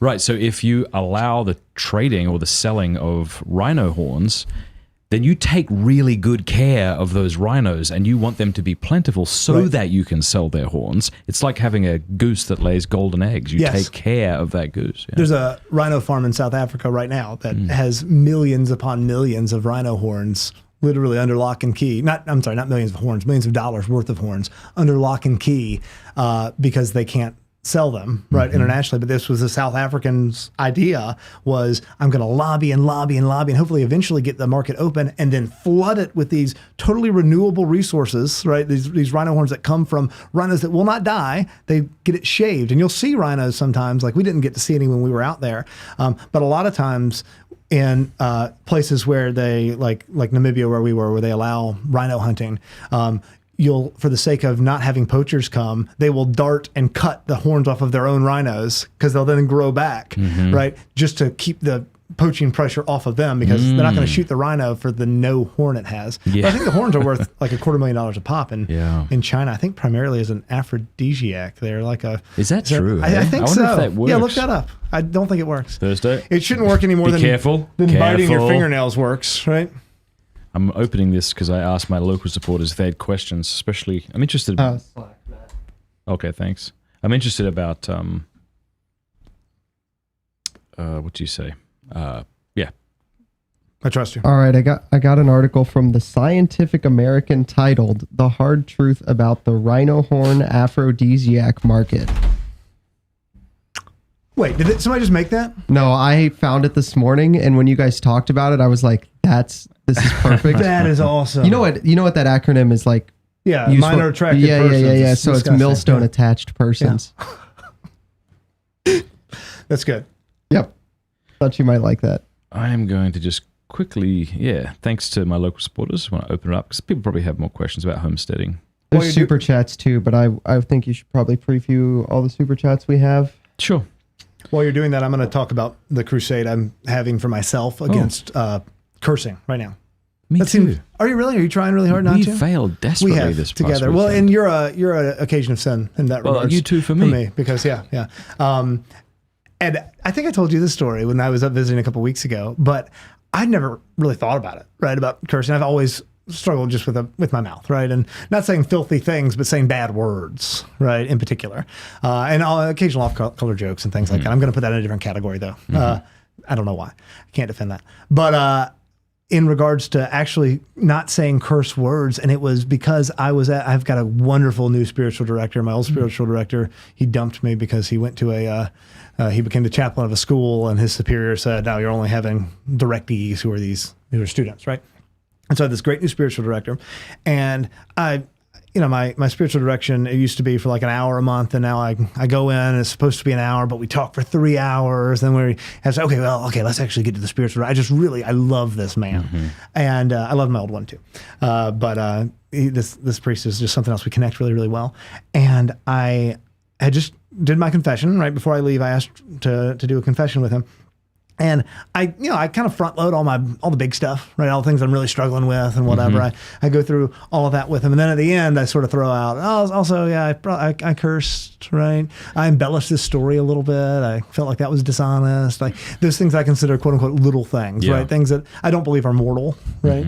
But that I need to work on, and sins of omission, all of those. And we finish and I'm leaving, and he gives me a hug. We're about to walk out the door, and he says, "Can I bring up something from your confession?" And I say, "Oh, yeah, I just did spiritual direction with you for 2 hours. We went through everything, but yeah, you want to bring something up?" I was not excited. And he said, "You don't curse, do you?" And that dagger to my heart has affected me more than... He believed all the other things, all the mortal things. Cursing, like that's not... But because the way he said it was, like when your dad's disappointed, like, you're too good to curse. Like, you shouldn't be cursing, right? And it really, like, we ended up having a great conversation with it about it the next month that came in there, about just the purity of things that come out of my mouth in regards to making sure that everything you say, nothing leaves your lips but the truth, and nothing leaves your lips except for, like, blessing. Yeah. And curse words just denigrate the man. And he said that is one of the biggest indicators of your spiritual well-being. I think that's right. Is what drips from your lips. Yeah, I think that's right. Right. And I say this as someone who enjoys frank speech. I think that's what I enjoy. I enjoy frankness. Right. And that's often communicated with unguarded speech. Yeah, that's interesting. That distinction's interesting. Yeah, but I'm with you. Like, I don't want to swear either, and I do. Right. And the men I respect a great deal don't curse. I feel the same way. Or if they do, it's extremely rarely, and it's intentional. Okay, so you're stealing my point. But yeah, exactly. That's what I was going to say too. I had it was a principal that I worked for a decade ago, and the point he said was just a practical one. There's no moral element to it, but he said, if you curse all the time, then you don't have any words to really emphasize it. I was like, that's really interesting. Yeah. If you never curse, and then all of a sudden you run into the room and say, you pepper a curse word in with we got to get out of here, everyone, all of a sudden their hackles go up, and this is serious. Oh my goodness, he never talks. I think that's interesting. Yeah. No, but my, this is a total non sequitur, but just to anybody, if you don't have a spiritual director, get a spiritual director. Confession is fantastic, but we need it. And I'm not going to pretend like it's not kind of therapy in some way. It totally is. Yeah. And you're not too manly or whatever to need to talk to another man. We were talking about masculine intimacy the other day, and it's so... You referenced that, was it a people in the Civil War who were writing back and forth to each other? What I got my hands on Thomas Jackson, Stonewall Jackson's, right, a bunch of letters that he had written, and the way he talks to his male friends is there is an intimacy there that is beautiful and today so lost. is mocked because the prevalence of homosexual glorification. Right. Right. And I think it goes back to that cynicism and all of that, right? Where our men are given the option of, well, you're going to be effeminate, and this sort of this hollow boned, effeminate pushover of a man who's very emasculine, not even feminine really, but more emasculine than feminine. Or you're going to be emasculine on this other end of the spectrum. You're going to be this machismo, douchey, like an Andrew Tate kind of guy. And both are just equally evil. I mean, there's gold mean like with everything, right? But I think I think a lot of the problems we have, not all, but a lot, right, come down to the lack of intimate male friends. And when I say intimate, I'm obviously not talking about. And the fact that you even have to say that, right, is illustrative of where we've buried ourselves into. 100%. Yeah. And so I've tried to do more of that. I probably have a half dozen friends. You're one of them, right? Where I will end phone calls with, all right, I love you, brother. Talk to you soon, right? And I've even gotten like looks from well-meaning, right, people at lesser, more acquaintances and friends and stuff. They're like, you still like how you love him? I'm like, yeah, I do. I love him, right? Yeah. Not just as a movement of the will, like I love everyone because I've decided that I do because Christ calls me to. But I'm affectionate towards you. Right. Yeah. I feel affection towards you. Yeah. Yeah. Know what you mean? I think that's important. I texted Ryan Foley the other day and I said, you're one of the best people I've ever met in my life. Yes. Yeah. Well, I was, it was you. I was writing you a letter. It was the best letter anyone's ever written me, by the way. Stop. Thank you. That's not true, but I appreciate it. It was true. Yeah. But it was one of the, I said, I want to purposefully, like, unabashedly say, like, no, this is how I feel about you. And yeah, so. Yeah, let the awkwardness fall on them, if it will. But yeah, we have to reclaim that. But that was interesting that you talked about these men who are writing in a way that would make us kind of blush today. And I told you I was reading the Brothers Karamazov, and you have Ivan, or Dmitri rather, jump up and tell Alyosha, like, of course they're brothers, but I love you. I could kiss me. Right. And to modern sensibilities, that seems, it's a bit strange. But again, it's only because of what we've done to ourselves. I remember being in middle school or high school, and there are all these pictures of George W. Bush, who was in Saudi Arabia.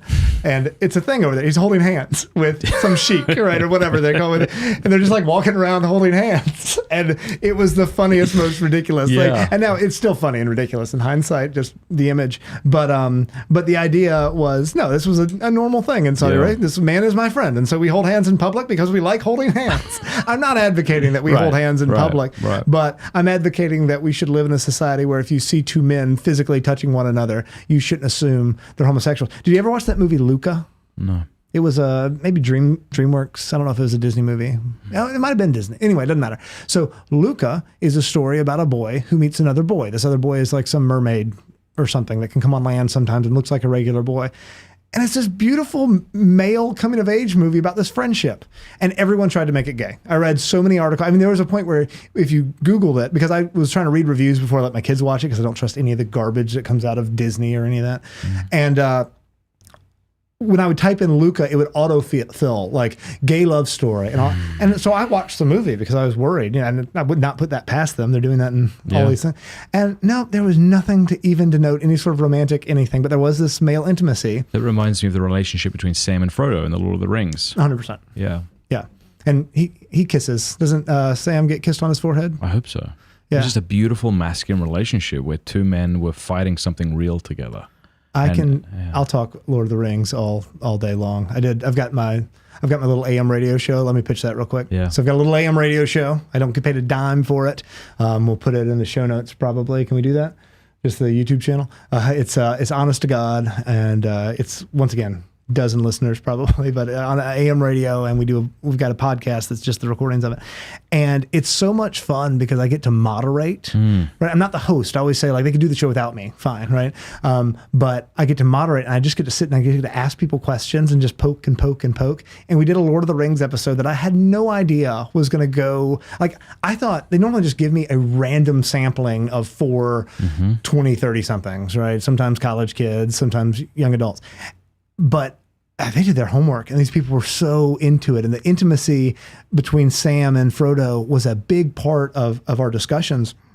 And it made me appreciate Tolkien in a way that I never had. Plus, it's cool because you can say, I can't say anything. Like I've had a couple of episodes scrapped because they were a little too whatever. And I'm not attacking the people who run the show, right? It's for AM radio that comes at 4:00 on a Saturday. Like I can't be sitting there talking about we should throw pedophiles into the Tiber River. I can't do that on the show. but we should. But it is fun. It's been a lot of fun having that little monthly. I go in twice a month and shoot 3 episodes back to back to back. And That's awesome. it's just neat. All right, let me get to some of these questions. We don't have to get to all of them, but Eddie says, John Henry, looking forward to your pontificate. Not Thanks, sure brother. if you remember me, but we met at AFC last month. I wanted to ask, what's a good way to get started hunting with my kids if I've never hunted a day in my life? My oldest is 5. We live in crunchy suburbia. Thanks, brother. Cool. I don't know what state you're in, but I'd figure out what the state laws are. The United States has got more wildlife management areas than anywhere else in the world, right? You personally, Matt, that was Eddie, right? Eddie, you personally own hundreds of thousands of acres. You just own it with all the rest of us, right? That you can walk on and you can hunt. There's some out west, but even the states like here in Georgia, within an hour of Atlanta, there are thousands of acres that you can just walk onto whenever you want. And you can shoot animals during the seasons. They'll have different regulations, but most of them, they don't require you to apply for anything. And it's harder hunting than in like private land, right? Because you're competing against anybody who wants to walk out there. But if you want to get out in the woods and be guaranteed to have a wonderful day in God's creation and the possibility of killing something, go to one of those. Are there outfitters in Wyoming, Montana? Yes. Yeah, there's outfitters. Let us know in the comment section below if you'd be open to John Henry and myself leading a hunt. That's the best idea I've ever heard about. How many men would we take? I don't know. It depends on what we're going after, right? So, but there's a ton of outfitters out there of varying prices. Let's right? do it. And Let us know below if that interests you. Yeah. Yeah, it's I've been out to Wyoming on an outfitted hunt for pronghorn before. That was fantastic. Because nothing beats like going with somebody who knows what they're doing. Yes. Yeah, and the outfitted hunts are great because it's always private land. You're most of them are like they won't say you're guaranteed to kill something, but they'll say guaranteed shot opportunity. You're going to see animals. You're going to be right in front of them, and they're still wild. Like you get down to Texas and some other places, they have high fenced hunts, which I am against. I don't like that. Right? Yeah. You've got 2,000 animals acres chained to the ground. Right, well, not quite, but not far off. KR4121 says, What does the division of labor look like between you and the wife on the homestead? Awesome question. Also, are the kids involved? Awesome question. Yeah, so the kids are as involved as they can be, right? My wife is giving birth to number 5 in about 6 weeks. Super excited about that. Up to my 11-year-old son, who is now at the point, this is the coolest thing. You know how when your kid is little, you're trying to be a good dad, so you bring him along with you to do all the chores and all the stuff, and it makes everything last so much longer, right? But you still just do it because you're a good dad or you're trying to be. He is now at the point where not only is he like doing all the things and he's good at it, but I just love it. I love him being there in all things. So once again, that's like a whole rant, but to answer the question, our division of labor looks like this. My wife does pretty much everything that is inside of the house, right? In like the domestic sphere. And that's not to say that I never do dishes or I never sweep the floor, but primarily 90% of it, unless she says, hey, can I have some help? Or I see that obviously I need to help pick up some slack here because she's busy doing something else, right? She does all of those things. I do the stuff that is outside. And in a normal situation where you're not living on a homestead, it sounds like what I'm saying is I go to work and then I come home and I put my feet up. And that's not what I'm saying. I'm saying I get up in the morning at 5 o'clock and I go outside and I do all the stuff with the animals, right? Be it collecting eggs or mucking out stalls or helping a goat give birth. I've done that before as a surprise in the morning, right? All the upkeep, trapping nuisance animals, all those things. And then I kill the animals. I process the animals. This has been sort of our unspoken rule.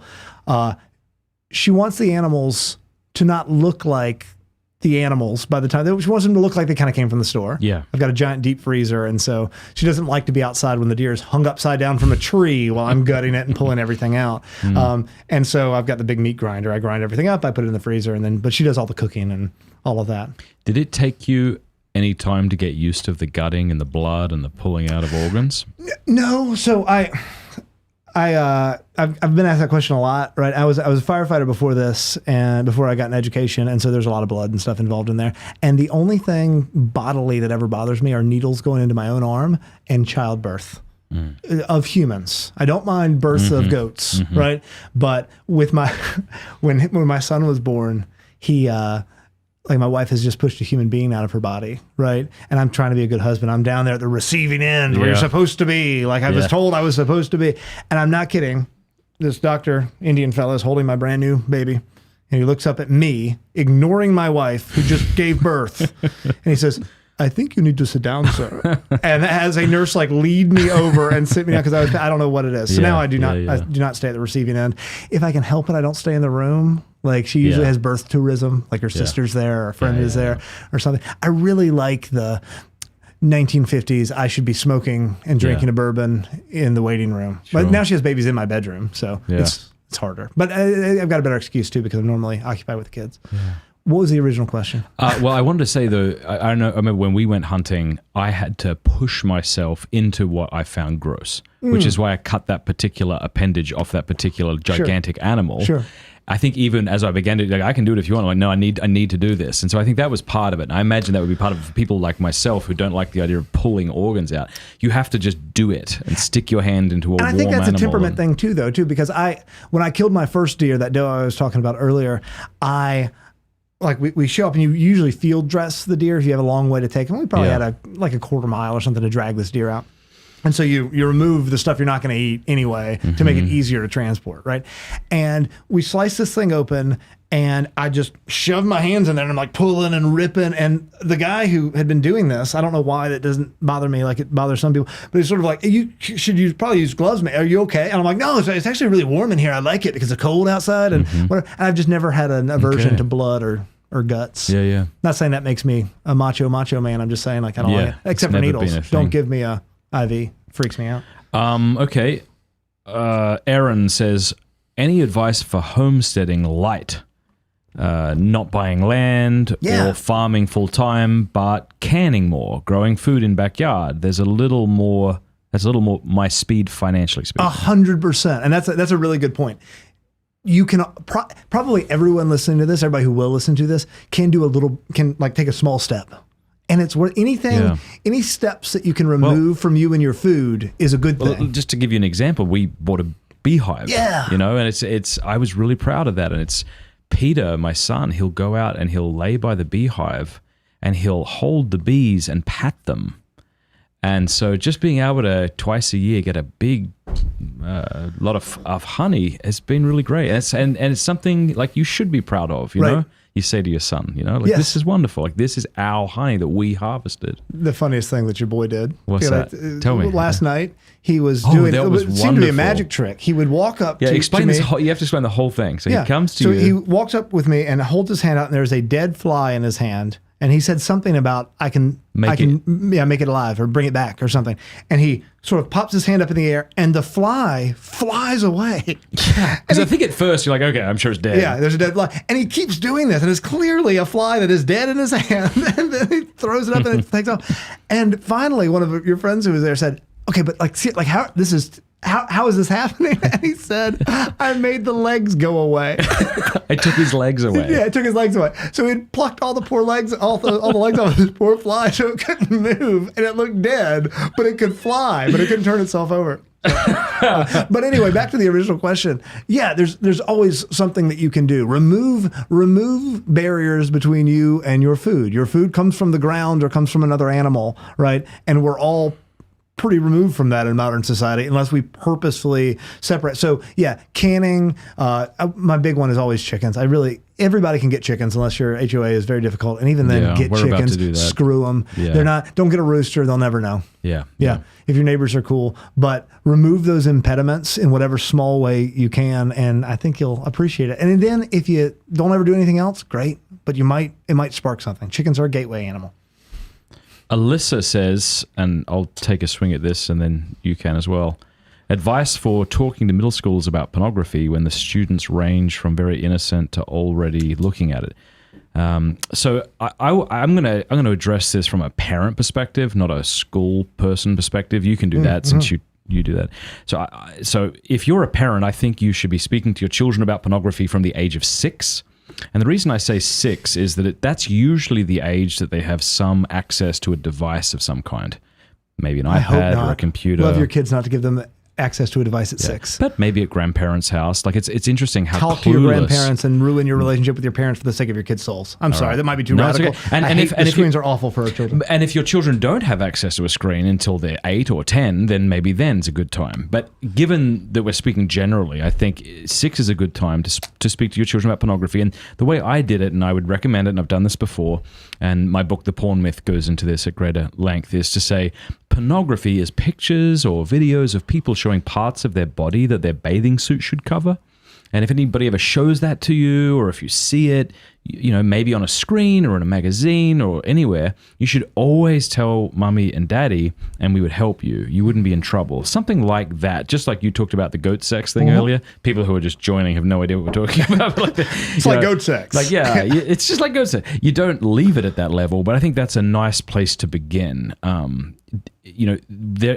porn industry and the left, presumably, want to speak to your children about sexuality. And so you be the educator, you be the authority that they then see the perversion, right, against the truth that you've just shared.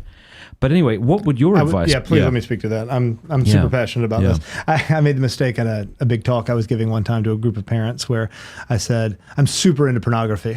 I was up with no and then I like sort of veered off, and I didn't realize until after the talk was over.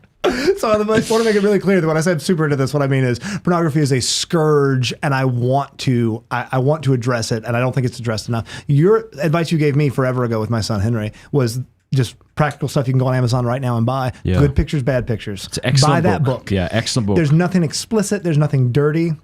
But it uses the real words, right, about what pornography is, same like you were doing. But if somebody's not as comfortable or is worried about how to formulate that, this book gives Read the book. It's so great. It's beautifully illustrated. You can read it to your child, and it opens up great discussions. Could you put a link to that Thursday? Good pictures, bad pictures, porn-proofing today's young kids. Yes. It's on Amazon. Yeah. Yeah.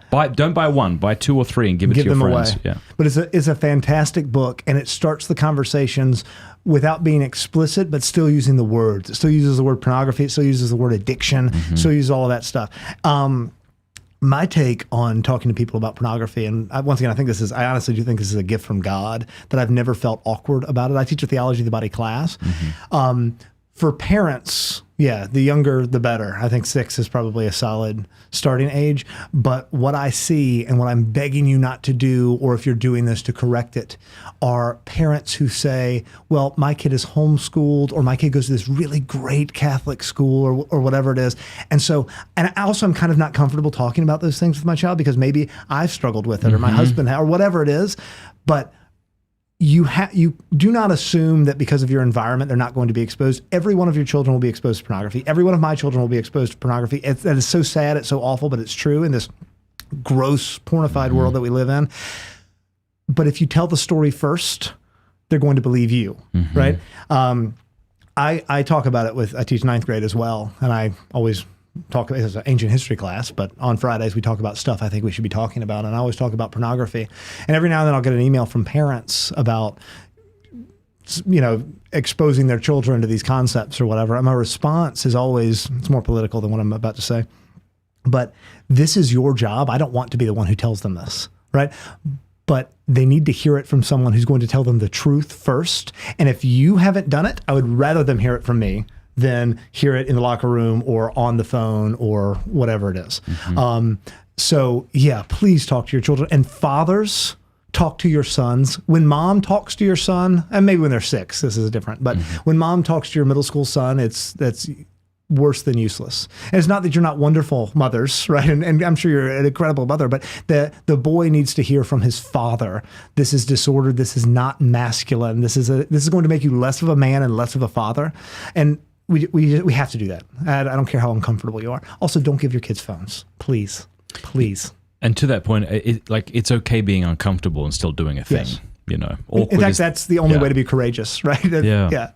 I saw a meme the other day that said, "Courage is knowing that something hurts and doing it anyway, and stupidity is the same thing, and that's why life is so hard." I thought that was funny. That's awesome. But that's good. And I would also say, if you're a middle school teacher, check out Fight the New Drug. My friends run this wonderful website. It's non-political, it's non-religious, and they have 3 little videos called Heart, Mind, World, if memory serves. And each illustrated video. It's very beautifully done. It's about 2 minutes each, and it talks about how pornography affects the brain, the heart, and the world. So you might look to that and even play that for your middle schoolers. If you've got a bunch of middle or high schoolers and you want someone to come and tell them all the things that are true, but you're uncomfortable doing it, you should do it. But also, I'll do it. I'll put my email down there, johnhenryspannbooking@gmail.com. I come and say awkward things so you don't have to, if you'd like that. Yeah. There you go.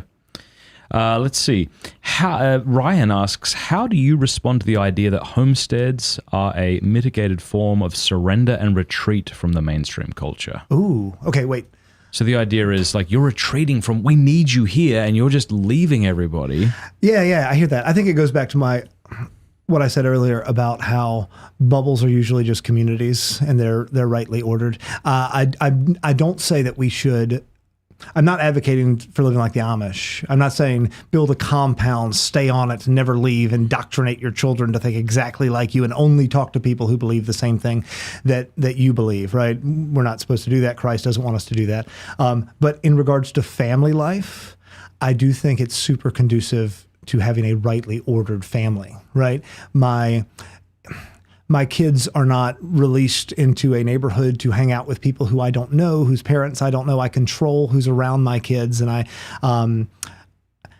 had years ago, a father who was explaining to me why he was going to send his daughter to insert large public or Catholic school here when she went into high school. And I said nicely that she's going to be eaten alive. And he said, no, she's going to be a light of Christ to them. And I said, politer than I'm saying right now, but no, she's not. If you're lucky, she's going to be a social outcast and she's going to keep her head down, right? And she's going to be, a weirdo, holy girl, whatever, in the corner. But that's probably not what's going to happen. What's probably going to happen is she's going to sacrifice her goodness and her virtue and everything that you've tried to inculcate into her since she was an infant, that you held in her arms, because she wants to be loved and she wants to be accepted, not because she's bad or you formed her poorly, but because she's a human being, and that's what we do, right? And so that's all in my pitch. Right. Yeah, it's okay. It's okay to be part of a community that is not just feet first in the whole world, right? We don't have to be Amish. I love Erin's response to this fella. She says, mainstream culture sucks and we should retreat from it and then visit to evangelize. I agree with Erin. Yeah. We can be in the world, but not of the world. We don't have to totally... Yeah. A couple of people have this question. Brendan asks, what's your best advice for starting a homestead on a single income while striving for a large family? Thank you and God bless. When we started, I made $52,000 a year and my wife stayed at home. And to this day, we don't go on vacations that we pay for, right? Every now and then we'll piggyback with a parent or something. I don't make a lot of money. I've never made a lot of money. We don't go out to eat very often. We drive very used cars. We are on some terrible Christian sharing health plan. I'm not saying they're all terrible, but ours is just like, we've made lots of sacrifices because it's worth it. I'm currently living in a 900 square foot, 2-bedroom, 1-bathroom house. And we're building a new house because we got fortunate with selling some property. But I think that we all, myself included, want so desperately, like I was saying earlier about being accepted, right, by society. We want to do all of these things that everyone does. At least that's what we perceive, the keeping up with the Joneses mentality. And I think it's very doable, especially if you start small and then scale as you can income-wise. Mm-hmm. That might be too idealistic, but it's what I love it. It's a really good point. Like we often think, like, how do I want my life to look? And the way you want your life to look might be something like homesteading, which looks very different. But it's almost like we want to keep that and keep the other thing as well, as opposed to realizing, like I like what you said, you're on a double wide trailer. Right. We were in a double wide trailer for 8 years. For that. Yeah. While we were saving up, fortunately, that land appreciated in value, and now we're actually building a house, but we're building a very modest house. It's a 2-story, 4-bedroom house. My kids will never have their own rooms. Yeah. I want to go to a break soon and then come back. Did you have that thing lined up, the stream soon? Yeah. You want me to just... I slashed it. Did you see that? I'd like to ask you about that Thursday. To tell us about this series. So, New Polity, Jacob Imam, who's the president of New Polity, has been on the show a couple times. Their podcast is series on different topics, and they have one called Good Soil that is on the philosophy and theology of different aspects of homesteading. So they have episodes on milk, episodes specifically on This chicken. is Jacob? Well, Jacob doesn't. It's Mark and then the Dohertys do the podcast, but it's Okay. it's his. Yeah, I'm sorry. I love his Jacob. think tank. Yeah. Yeah. So Mark Barnes and the Dohertys do it together, and the Dohertys are a self-sufficient homestead pretty much in Yeah. town here. So if anybody's interested in really deep diving into like the Catholic theology and philosophy of each of these aspects, and also some of the practicals of like why milk has to be pasteurized and why like it's super hard to find raw milk, even if you know people who can get it for you. And Good Soil from New Polity's great series on that. Awesome. I think. Thanks so much. Can you put a link to that, maybe? Yeah, I will. All right. Yeah, and I'm glad you said the thing about the non-pasteurized milk too, because this is, and it's going to sound radical, but it's really not if you think about it. I think something that's been really helpful with us and what we've done is ignoring bureaucratic nonsense, right? Which is illegal, right? And I'm if I get For rated legal reasons, John this Henry's is all making a joke. Yeah. This is all a joke for legal reasons. So He's doing this in Minecraft. yes. Yeah. So as a joke, we have partnerships with a lot of people around us, jokingly, and we exchange things. And even though we're not USDA certified or whatever, I won't name any of them as a joke. But that's something that you can absolutely do. Once you take cash out of it too, I believe a lot of the legal issues disappear. Right? I'm a big believer in bartering with your neighbors and things like that. Yeah. So this is the thing. Actually, I won't talk about that. I love that when you Immediately. go to buy milk at these farms, they say for animals only. Yeah, pets and only milk. Everybody understands that pets only milk tastes delicious and is better for you. Well, and I grow tobacco. But that's a joke. Do you- Yeah. in make- Minecraft? Minecraft, yeah. In Minecraft. Do you think you could send some to my Sure. to my server? Yeah. Yeah. You'll have Yeah, to in wait Minecraft? until I get my new server set up in Yeah, November. yeah. But and then the following spring, I should have some good Minecraft tobacco. Okay, cool. Making your own alcohol and bartering and things like that. Yeah, I love it. Let's take a break and then come back and keep chatting. Maybe bust open that bourbon. sure.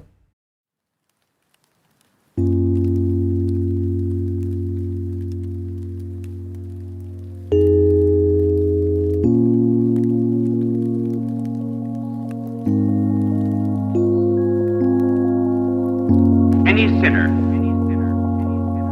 is capable of being a great saint. And any saint is also capable of being a great sinner, a great sinner, a great sinner, a great sinner.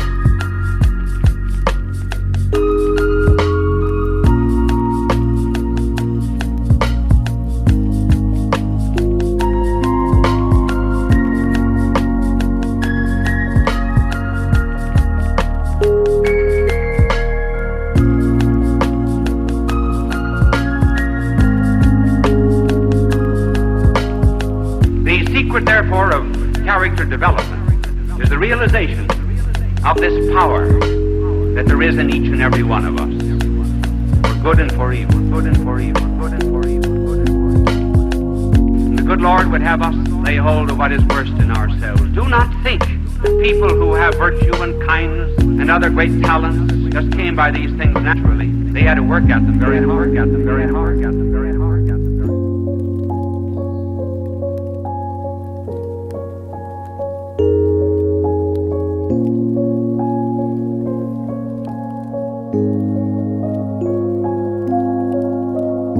Any sinner is capable of being a great saint, great saint, being a great saint. And any saint is also capable of being a great sinner, a great sinner, a great sinner, a great sinner.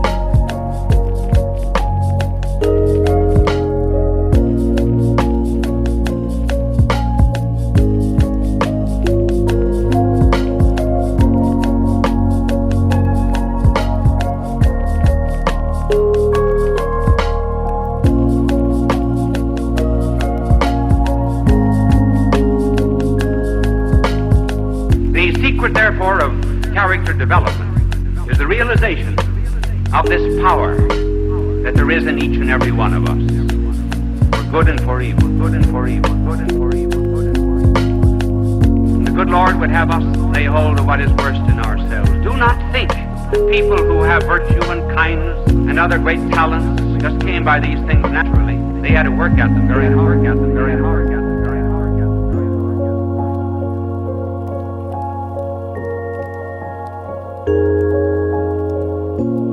hard.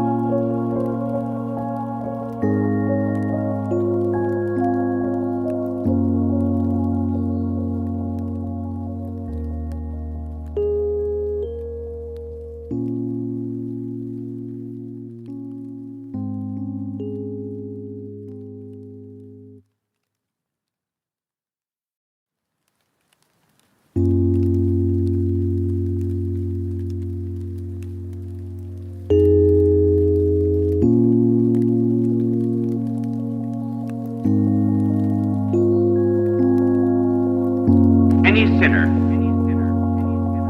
is capable of being a great saint. And any saint is also capable of being a great sinner, a great sinner, a great sinner, a great sinner. That work? Yep. It's on live. Do you see Thursday? Okay, so. It's just Thursday. So that's a good one. we want to let people know that we have a store, catholiclofi.org, and we now have these brand new T-shirts with someone. I don't know who it is. Yeah, it's a. I don't even Some know people why we say did it's this. me in 30 years living in I don't even know Steubenville. why we did this. You don't? No. So I this just- is a deep cut Pints with Aquinas tea. And if Yeah. you want it, it would support our show, catholiclofi.org. Can you put a link directly to those teas below? Yeah. We've had them ready to go for a while. We just haven't published them because we wanted to get them in first. And mine came in before Matt's. And then we'll make this promise to you that if you tweet it or Instagram it and just tag us, we'll share. And Oh share the boy, love. that's a promise Matt has made now. Okay, this is the first time I've been in this chair on live. Do you We're know gonna that? have to, somebody else is running the cameras. Yeah, You like it? Is it good? Is it good fun? Yeah, I'm really into this actually. it's kind of therapeutic, isn't it? If I switch Put the cameras put those- really fast, does it like mess anything up? No, Like, if put I those just, like, go headphones on. Put those headphones on, and you can hear what everybody else is hearing, like what it sounds like. Yeah, I don't know. But don't do that because we got to get back to the yeah. discussion. You should come talk about homesteading. All right. But Anyway, thanks Thursday. buy your shirt Buy a shirt. with this weirdo on it. I don't Yeah, know. I don't even know who it is. Don't even know how it got here. Really terrific. It smells like smoke now. Ooh, it's nice. You didn't have to pay extra. Are we still doing questions? We can. We What's get a fun? ton. I want to do whatever you want to do. What are we gonna do tonight? What are we gonna do? Oh, you can eat sushi Okay. when we drop a friend off, right? Yeah, a friend. Well done. Yeah, That was very almost good. did it. Almost said the name. Yeah, but when we drop him off, all you can eat sushi, and then I don't know, we could fall asleep watching a horror movie again. That was actually a lot of fun. Yesterday, here's what we did: we got really subpar Chinese food. You talked that place up. It was really bad. I didn't like it at all. No. And then we I came think I here. talked it up. I said it was MSG, and you went, "Yeah." Yeah, that's what peanut oil. That's what I said. You talked it up. And then we ate it, and I drank bourbon, and we watched Army of Darkness, and we both fell asleep, Yeah. which was really nice. I noticed you were falling asleep, and then that gave me permission, so I took the cushion and laid down. I don't know if your listeners know this, but 90% of any like idea to do anything Yeah. after about 7:30 that you've ever had Yeah. involves you doing that thing for about 15 minutes and then telling me that you're going to bed and then leaving me alone in your house or studio or something. to go to sleep. I know you say that, and that is true. But I would say that 90% of the, not 90%, but I would say 50% of the time, you're also falling I do asleep fall in a asleep. chair. Yeah. I am We're old men. I'm the best sleeper. Like I can You sleep. are an amazing sleeper. I'm very jealous. Did you sleep well last night? Yeah. It's I incredible. always sleep well. I could lay down on top of this table with a live stream going right now, and I get 8 hours of sleep. That will be a bonus for our local supporters, mattfradd.locals.com. All right, what we got? I'm curious. I like the questions. These, yeah. it shows you how informed these folks are, huh? He says very nice things do we get about some? And you local just put them in supporters. Just put them in Slack or I was saying a nice thing about Oh, you. I can Matt. scroll Just talk me through. up. Yeah, review them, though. we'll review 'em. Yeah, if we get Go to the supers. Go to the live page. the live page. We're talking about the live page on local. The back end of YouTube Studio. Never mind. Yeah, you just Slack Slack and them to me, and I'll decide. Yeah. Let's see. No, I was talking you up. I want to finish that sentence. Oh, I didn't hear. I said to the local supporters, Matt says really nice things about you in his personal life. I feel like anytime I've ever supported somebody, I'm always like, they just view me as like red meat numbers and whatever. And no, like literally in spare time, he will say, they're so great. Like isn't this amazing, these Yeah. people? So Well, here's a great thing that happened the other day. Kyle Whittington, who's one of my local supporters, we started a Slack channel for our local supporters. Only they can join. And he did this thing for my birthday. Discord server. Sorry, thank you, Discord server. I was 40 years old yesterday, which is a very high number. And so he did this thing. Did you see this? I think it was Matt McCloskey as well. They started this fund to raise money, and then all of that money was donated to Children of the Immaculate Heart who help people involved in sex trafficking. So, and he gave me a card with piss fingers on the front. And then when I opened it up, it was over $3,000 that they had raised. does everybody just know who Piss Fingers is? Is that like a recurring thing on the show? It's the same joke as whoever that thing is that we don't talk about. Okay, that's fair. So that's That was funny. I just remembered while you were talking, I was looking at my phone after ranting against the horrors of modern technology. A big shout out to Daniel from St. Michael's, who I ran into at the Steubenville Atlanta conference a couple weeks ago. Yeah, he told me he met you. Yeah, he was just amazing. Really? Yeah. Good. Erin says, I'm so glad I'm not... Erin's the really hilarious one. And she always makes great comments that I laugh at. Oh, it's Erin like with an E. Like yeah, she's a female. woman. Okay, cool. But really funny. I'm so glad I'm not the only one who jokes about, oh dear, we can't just go into this comment cold. Please watch the full context to understand this joke that all of us are joking about. I'm so glad I'm not the only one who jokes about assassinating certain German bishops for the good of the church. That's obviously a joke. She's joking. She said it's a joke. John Henry, did you see that meme I made of Matt and the German bishop you'll have synod? to show him later. So can I tell him what it is? Go on. Quick. So he took this picture with his daughters with his shotgun, where he's got this straight face. He's holding the gun, and I cut him out in Photoshop. And just put me in. And then I put him in the background of the German bishop synod. If you still have it, slack it over to me. I'll show John Henry, and maybe we can post it on the video. I know we're doing questions, but why? Why is it the German? Is it because that's the cradle of Protestantism? Is that why the German bishops are as disordered? Because it's also a state-funded church in many ways, isn't it? I was at CFL a few weeks ago talking to a German woman who was just bemoaning the state, that up a bit closer. Is that good? Of the German bishops, and I didn't know this. It's illegal to homeschool your kids in Germany. Did you know that? It is illegal. I did not know that. And the Catholic schools are state-funded and as bad or worse than the public schools, is what she was saying. Gosh. Gallon Gallagher says, John Henry, what did your career path look like leading up to working at Bosco? Was working at a Catholic school something you had planned on doing for a while, or something the Lord led you to? No, that's a great question. So I graduated, I went to college a pseudo-pagan. Like, I wasn't like worshiping the Norse gods or anything, but I was just like this self-worshiping, gross person, but very interested in philosophy because of a Presbyterian minister that had taken a liking to me when I was in high school. And I was probably set on the Christianity thing by the time I went to a Catholic college. And then I had this sort of actual conversion once I was there. But I was wife shopping. That's why I was there. I wanted to meet a woman who, even when I was just a pagan, agnostic, I didn't even have the spine or testicular fortitude to call myself an atheist. Even when I was just a agnostic, whatever, I always wanted, I wanted to be married. I wanted to be a husband. I wanted to be a father. That was always on my heart. And so I graduate from Franciscan University, actually, with a BA in history, and a wonderful woman who I could love and honor all the days of my life, right? And so I didn't care about the history degree at all, so I got done, and I went back to my hometown. I was a firefighter, right? Loved it, but there wasn't community. We had great community, but we didn't have Catholic community. We had good Christian friends, we had good Protestant friends, all of that. Sorry, I'm spitting. But we were in this... We had a conversation, my wife and I, one day after going to daily mass, and there were maybe 6 other people there. The average age, including us, was probably mid-80s, right? And we came home, and my bride just said, we don't have community. We need community. And I liked the idea of being a teacher, but I never seriously thought about it. So I sent an email. This was in September, so a terrible time to look for a job in education. I sent an email to every Catholic college or every Catholic high school in the Diocese of Savannah, where I was living at the time, Savannah, Georgia, and the Archdiocese of Atlanta, that basically said, I have a BA in history. I'm interested in working at a Catholic school. What can I do?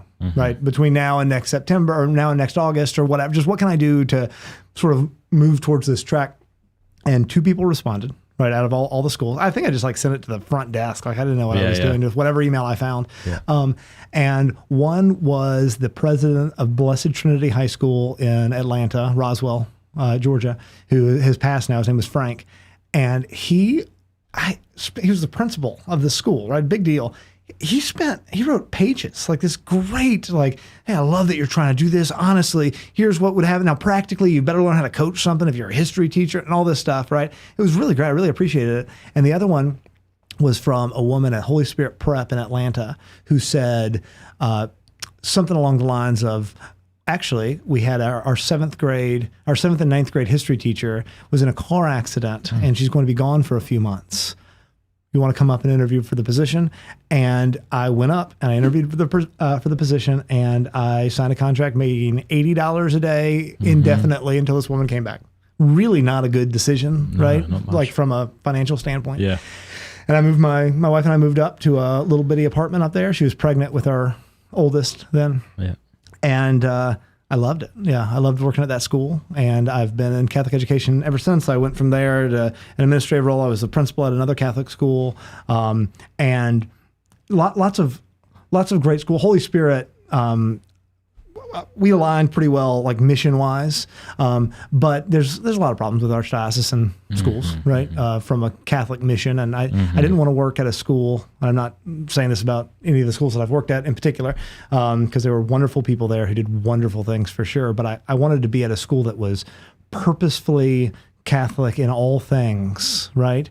And I ended up almost thinking that education was not going to be the place for me to do that, and I applied to a number of different schools when I sort of came to a head where I was not going to be able to keep working at this one school, and not Holy Spirit. And yeah, I didn't think it was going to work. And then Bosco offered me a job, and I took a severe pay cut to come work at this really wonderful I remember you community. doing that. And after the pay cut, you're saying, I've never been happier. It's the best. And I still feel that way. I still make no money, and I love every second of it. Got a couple of super chats here. CM says, hi. By the way, thank you for the super chats. Very kind. Pushing back on your comment about military being only male. Yes. People think that the military is ground-pounding Navy SEALs. Not true. I'm a weapons officer. My job is sitting at a computer for 9 hours on a plane. Majority of military jobs are like this. That's fair. So yeah, let me qualify what I said then. Maybe I should say combat troops. I think I said earlier, and this might be a better picture of what I mean, that women should not be in a position where they're sacrificing their lives and their safety for the sake of others in a real way, right? Of course, I don't have an issue with women doing behind the scenes stuff that involves sitting at a desk and whatever, but they should not, it is disordered to put our women in harm's way to protect us as a nation, right, as a people. Here's a practical question from Catholic Armory. What are best tactics for keeping deer out of your garden other than at the point of a gun? So I love the fact that they're called Catholic Armory. Is that the name? Yeah. I like that. Yeah. You've got a position in my pontificate. You can, yeah. But also we need to reform the Swiss Guards. Maybe they can help with that. Yeah. We have a Swiss Guard who's a local supporter. Do we? Yeah. I don't dislike the Swiss Guards, but I think it's such a ceremonial role. I would love There's them a to, lot of it, yeah. to have their cool halberd or whatever it's called, but also like an Uzi in their waistband. They do carry guns, Do they? actually. Good. Yeah, so they have I think that's more the ceremonial thing. Yes. What would be even cooler than them having Uzis is if those swords were actually sharp. Yes. And they were as lethal with them as we are with guns somehow. They carry SIG P322s. All of them? Like the ones in their like ceremonial, colorful outfits? I too? think it's required to be on them because it's their standard yeah. issue. I know the ones in the black suits definitely do. That's their standard issue sidearm. Cool. Anyway, sorry, back to the question of deer. Guns, obviously, that would be my first one, but also a dog. We have never had problems with deer because I have pseudo outside dogs, right? And I've heard everything from mothballs to Irish Spring soap, right, is a deterrent. Like I don't bathe with regular soap the month before hunting season. I only bathe with the scent-free stuff for that. But I have no idea if it's actually true or not. But having outside dogs has been super helpful. We'll still get problems with rabbits. We'll still get problems with squirrels. Okay, last year I harvested like 5 gallons of walnuts, right? Have you ever harvested walnuts? Never. Okay, so black walnuts are called black walnuts because when you're harvesting them and you take the hull off, it stains your hand, like stains. There's no washing it off. Weeks. I had to wait till all my fingernails had grown out and been able to clip away the black. I looked terrible, right? I should have worn gloves. That's what you're supposed to do. I was in a hurry. I thought, that's kind of cool. And regretted it for the next month and a half. But I very time intensive, right, of soaking and then dehulling and then letting them go out to dry. Every single one of them was eaten or was stolen by a squirrel. And one day while I was at work. No, actually it was worse than that. It wasn't every single one. There was one left. Like it was a message. Like wool. My woods. Yeah, it was awful. But no, I really do. And I know that can be frustrating. I wish that there were a fix-all. And I've heard, like I said, the soap, the mothballs, but a good dog to just bark and run things off. Colin Carr, what a guy. He says, what are your thoughts on getting an RV and moving it onto raw land? My wife and I sometimes feel like that's the only way we could financially make it work, but worried that's in too deep for lifelong suburbanites like ourselves. And then he says, John Henry's conversations are my favorite, and honest to God is fantastic. Thanks, man. I appreciate that. Yeah, no, that's a great question. And I think that so when we moved onto this new property, we're sitting on 2 acres right now that we're renting while we build out this house about a half a mile away in a very rural area. And we had explored all those things. What I wanted to do, I wanted a tiny house, right? That you can tow behind a car. And I wanted to just park it on the property in the middle of a construction site, like off in our yard, where it will become our yard, sort of our pasture area, so that could be up close. And I was so gung-ho about it. I was like, yeah, it's going to be awesome. We're just going to hang. We'll be right there. We'll be outside all the time. It won't even matter that the house is small. Yeah. Well, instead, we got this very small rental house. It's 100 years old. It's fallen apart. Yeah. It would be so cool if I owned it, but I don't own it, so I don't care. And I'm not fixing anything that breaks because I don't own it. But it's a small house, like I said, 900 square feet, 2 bedrooms. Bedroom for the kid, bedrooms for us, bedroom for the kids and for us. They're all horizontally on the bottom bunk of a bunk bed. All my girls are, with my son above them in the smaller. Yeah, it's a very little house on the prairie. And that's why I went in. I was like, this is going to be great. It's going to be just like Laura Ingalls, man. We're going to spend all this time just in nature. And it's got a great yard.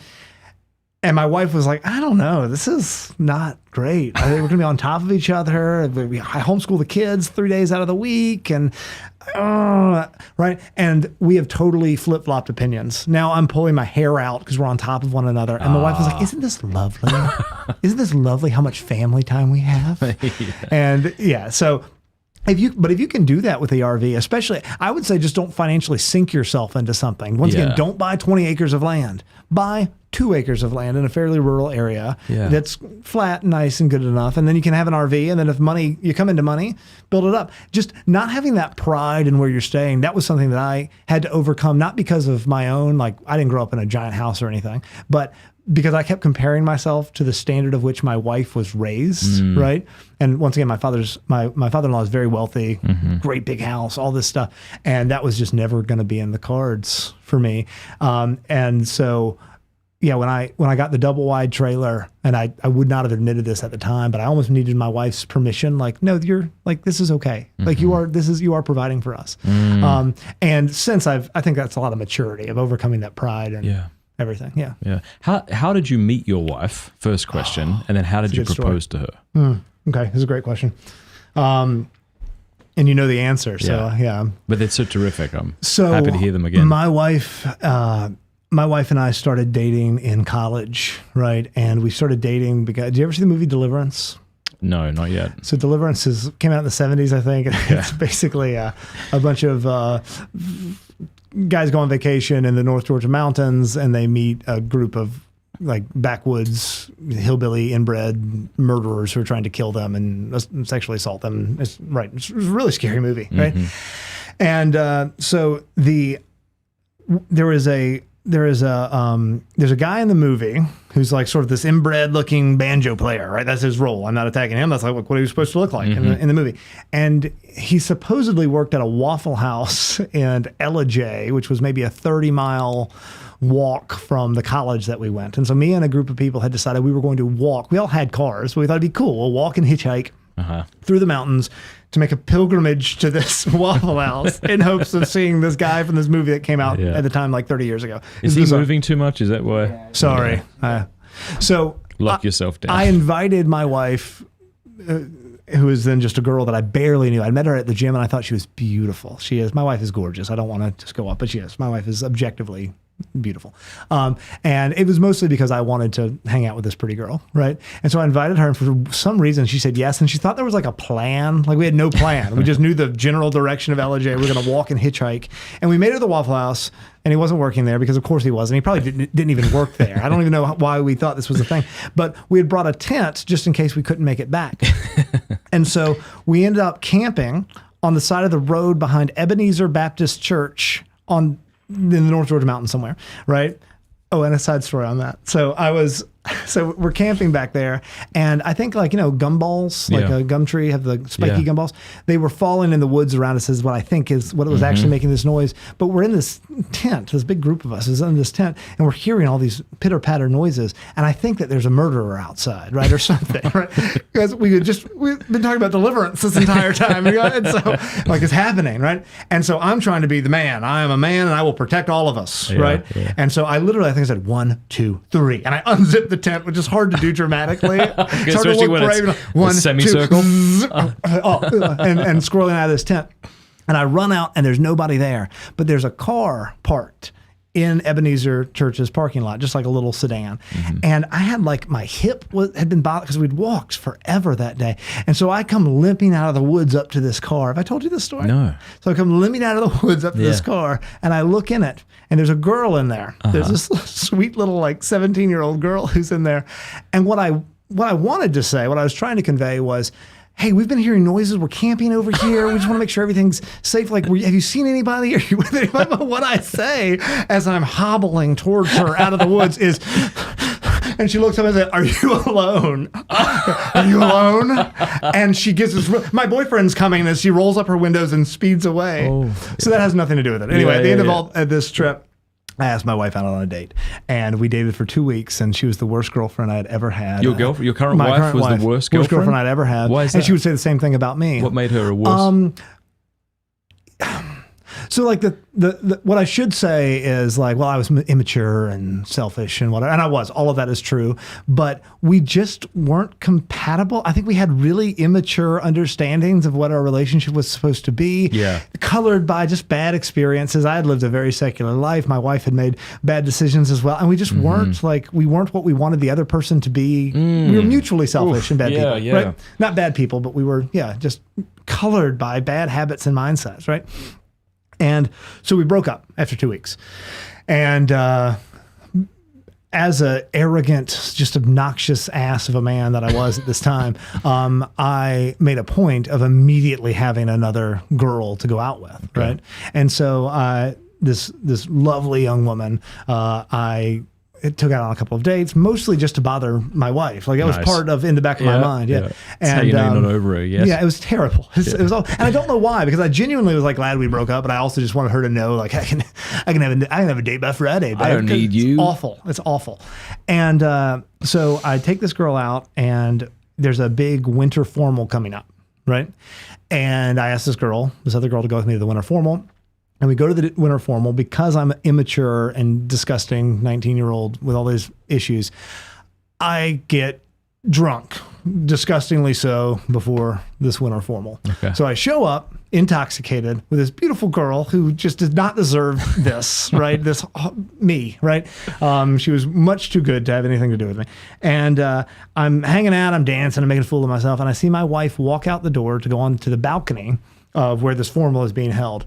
And I decide I'm going to go have 100 cigarettes at this time, right? And I walk out the door. I'm talking to my wife on this balcony, chain smoking cigarettes, just to remind everyone I've abandoned my date to go follow my ex-girlfriend onto a balcony in a pretty small school. There were maybe 100 people at this dance. So everybody kind of knew what was happening. My guy friends are all coming out and trying to subtly be what are you doing? Just telling me I'm a terrible person over. And they were right. They were totally right. This was not okay for me to do this. And I'm trying to, for whatever reason, get my now wife to say, we shouldn't have broken up. I still want, or just for my own whatever. Yeah. And she never does. And my wife. My wife is small and meek and not abrasive. There's not choleric in the slightest, right? And I think I was trying to say, you should just if you just kiss me, you'll know that you love me, and this would it was awful. It was disgusting. And what she said to me, and I still tell girls this story because I think it would solve a lot of problems. She never says okay, maybe we can work. Maybe I can fix you. Clearly you're broken. Let me fix you. Right? She never says that. Ladies never say that. Never say that in your brain. What she says was, hey, Lent's coming up. Lent, okay. Yeah, Lent is right around the corner. Why don't you get your crap together and then ask me out again? Right now, I don't want anything to do with you. You're disgusting. But maybe if you work on yourself, separate from me, I'm not going to go fix yourself. and then asked me out. How did you take that? Standing Oh, there? it crushed me. Yeah, it hurt really, really bad. But for whatever reason, And you didn't try to make excuses, or did you? no, I don't. You know what? I don't. I was really intoxicated. Well, why don't you work on yourself? But the Easter Sunday, I asked her out, and I stopped a lot of like womanizing in particular, and just all. I didn't heal the brokenness. We still dealt with that for a long time, but I think it was her saying, "You're not good enough for what you want," right? Yes. And I realized, like, nobody had ever talked to me like that. Like, I'm fantastic. Yeah, you're clearly the problem. No, but she was totally right, and it made me take a hard look in the mirror. And Excellent. and then we started dating. We dated for about a year, and I had a really big change, a profound change through this wonderful woman taking a stand and saying, "I'm not here to fix you. Grow up, fix yourself." And then how did you propose? I proposed to her on that balcony where I Did had you? drunkenly tried to get her to. This time I was even more hammered. No. My school shut down, so I graduated from Franciscan, but I spent the first 3 years right at a small school in the North Georgia mountains called Southern Catholic College, and it was shutting down like abruptly. They just ran out of money. We got an email like over spring break that said, "Hey, we're going to be open for another week. Get your stuff out, and you got to go." Wow. And I really wanted to propose to her there because our whole story was tied up in this little Catholic college that failed. It's actually a Coptic convent now. And I wanted it to be there because that place was really important to us. And God, like, he did not fix me there, but he shined a light on my brokenness and helped me acknowledge that I was broken. And it started this conversion that is, I mean, in some ways, right, obviously continuing. That's beautiful. Yeah. That's beautiful. Matthew McCloskey, who's the general manager at Chesterton's, and a wonderful fellow who helped us learn how to roll cigars yesterday. Did you bring yours? I didn't. Did you bring yours? No, I didn't. No. Mine was embarrassing. It's inadequate. Yesterday, him, me, and our friend Chester rolled our own cigars from scratch. His was so good. It was beautiful. Yeah. I don't know what mine looked like. It wasn't good. Anyway, he wants to know, what's your opinion of aliens? Oh, great question. Great. So I'm talking in August with Dr. Thigpen about aliens. I He had him loves on the talk show about to aliens. talk about. Did you talk about aliens? Yeah. So he was a professor of mine in college, and then we became dear friends after college. He just like pursued me. He would just like started saying, "Hey, we should get lunch. We should get lunch." And then I did, and now we like been over to his house for saunas. He's like, such a great yeah, guy. he's such a good man. Yeah, we were talking about this in depth the other day with another one of your friends. Yeah.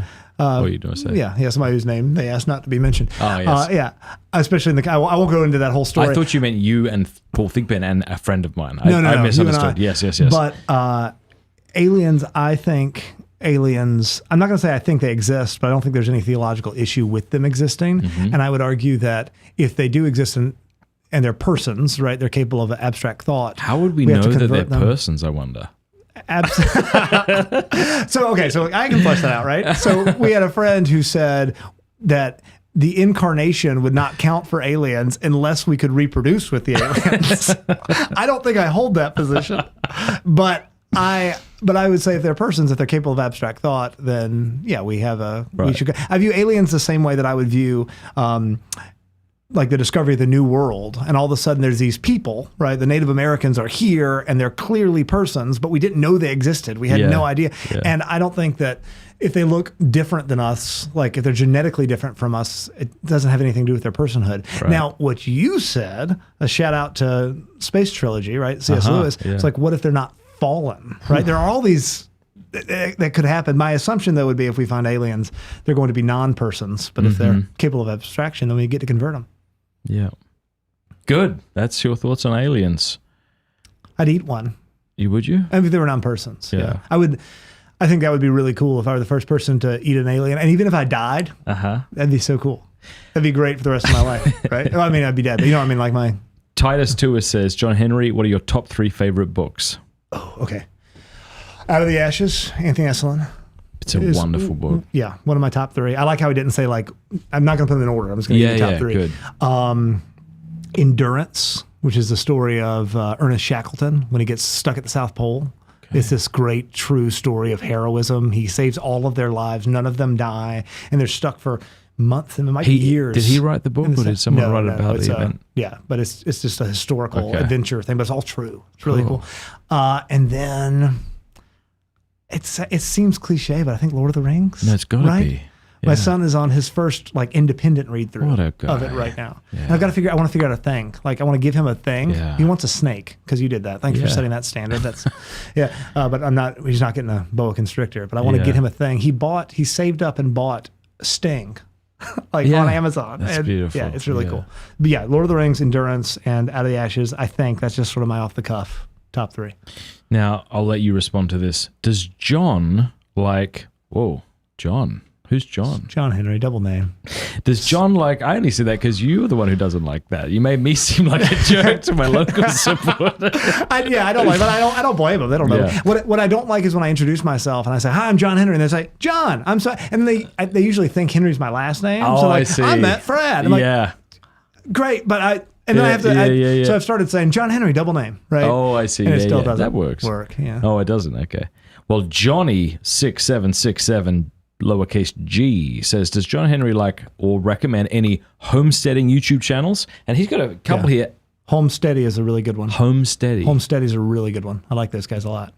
It's a husband and wife. I don't know if they're Christian or not, but they have a whole lot of kids, and they seem to be very like moral. Like they'll get into some moral stuff occasionally, just in what they're saying. They don't have any episodes on it, but they're a wealth of information. They have a podcast that they're not super active on, but it's great. And then Joel Salatin. Anything that Joel Salatin does.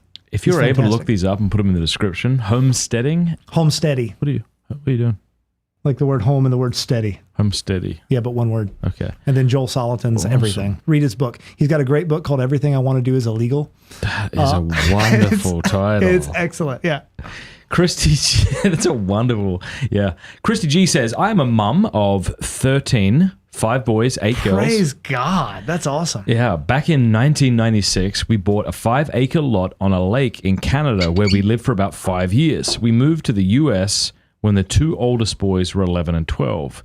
With their experience chopping, splitting wood for our cold Canadian winters, they put a group of teens/grown men to shame when these men were having issues smashing up a huge cement step. Our boys asked for a turn, and chuckling, the men passed them the maul. Maul? M-A-U-L? Yeah. A couple of swings between my 2 sons, and the block was lying in pieces, and dust was settling around the embarrassed face. This is a very well-written I'm into it. Keep going. Yeah, that's right. Dust was settling around the embarrassed faces of those /me/teams. Uber proud mum moment. Yeah, that's awesome. That's beautiful. That is a nice like sort of side benefit of homesteading is that you get all these great skills that everybody wants, but there aren't practical ways to use them unless you're living this certain way. Yeah. No, I love that. Foraging is something that I'm big into that my kids do a lot of. Yeah. I think I told you this. We've started fairly regularly having my son 36 hours where he doesn't eat any food from the house, right? So dinner one night until breakfast the day after the following day, and lots of clovers and berries and doves and all that stuff. It's fun. It's a good skill.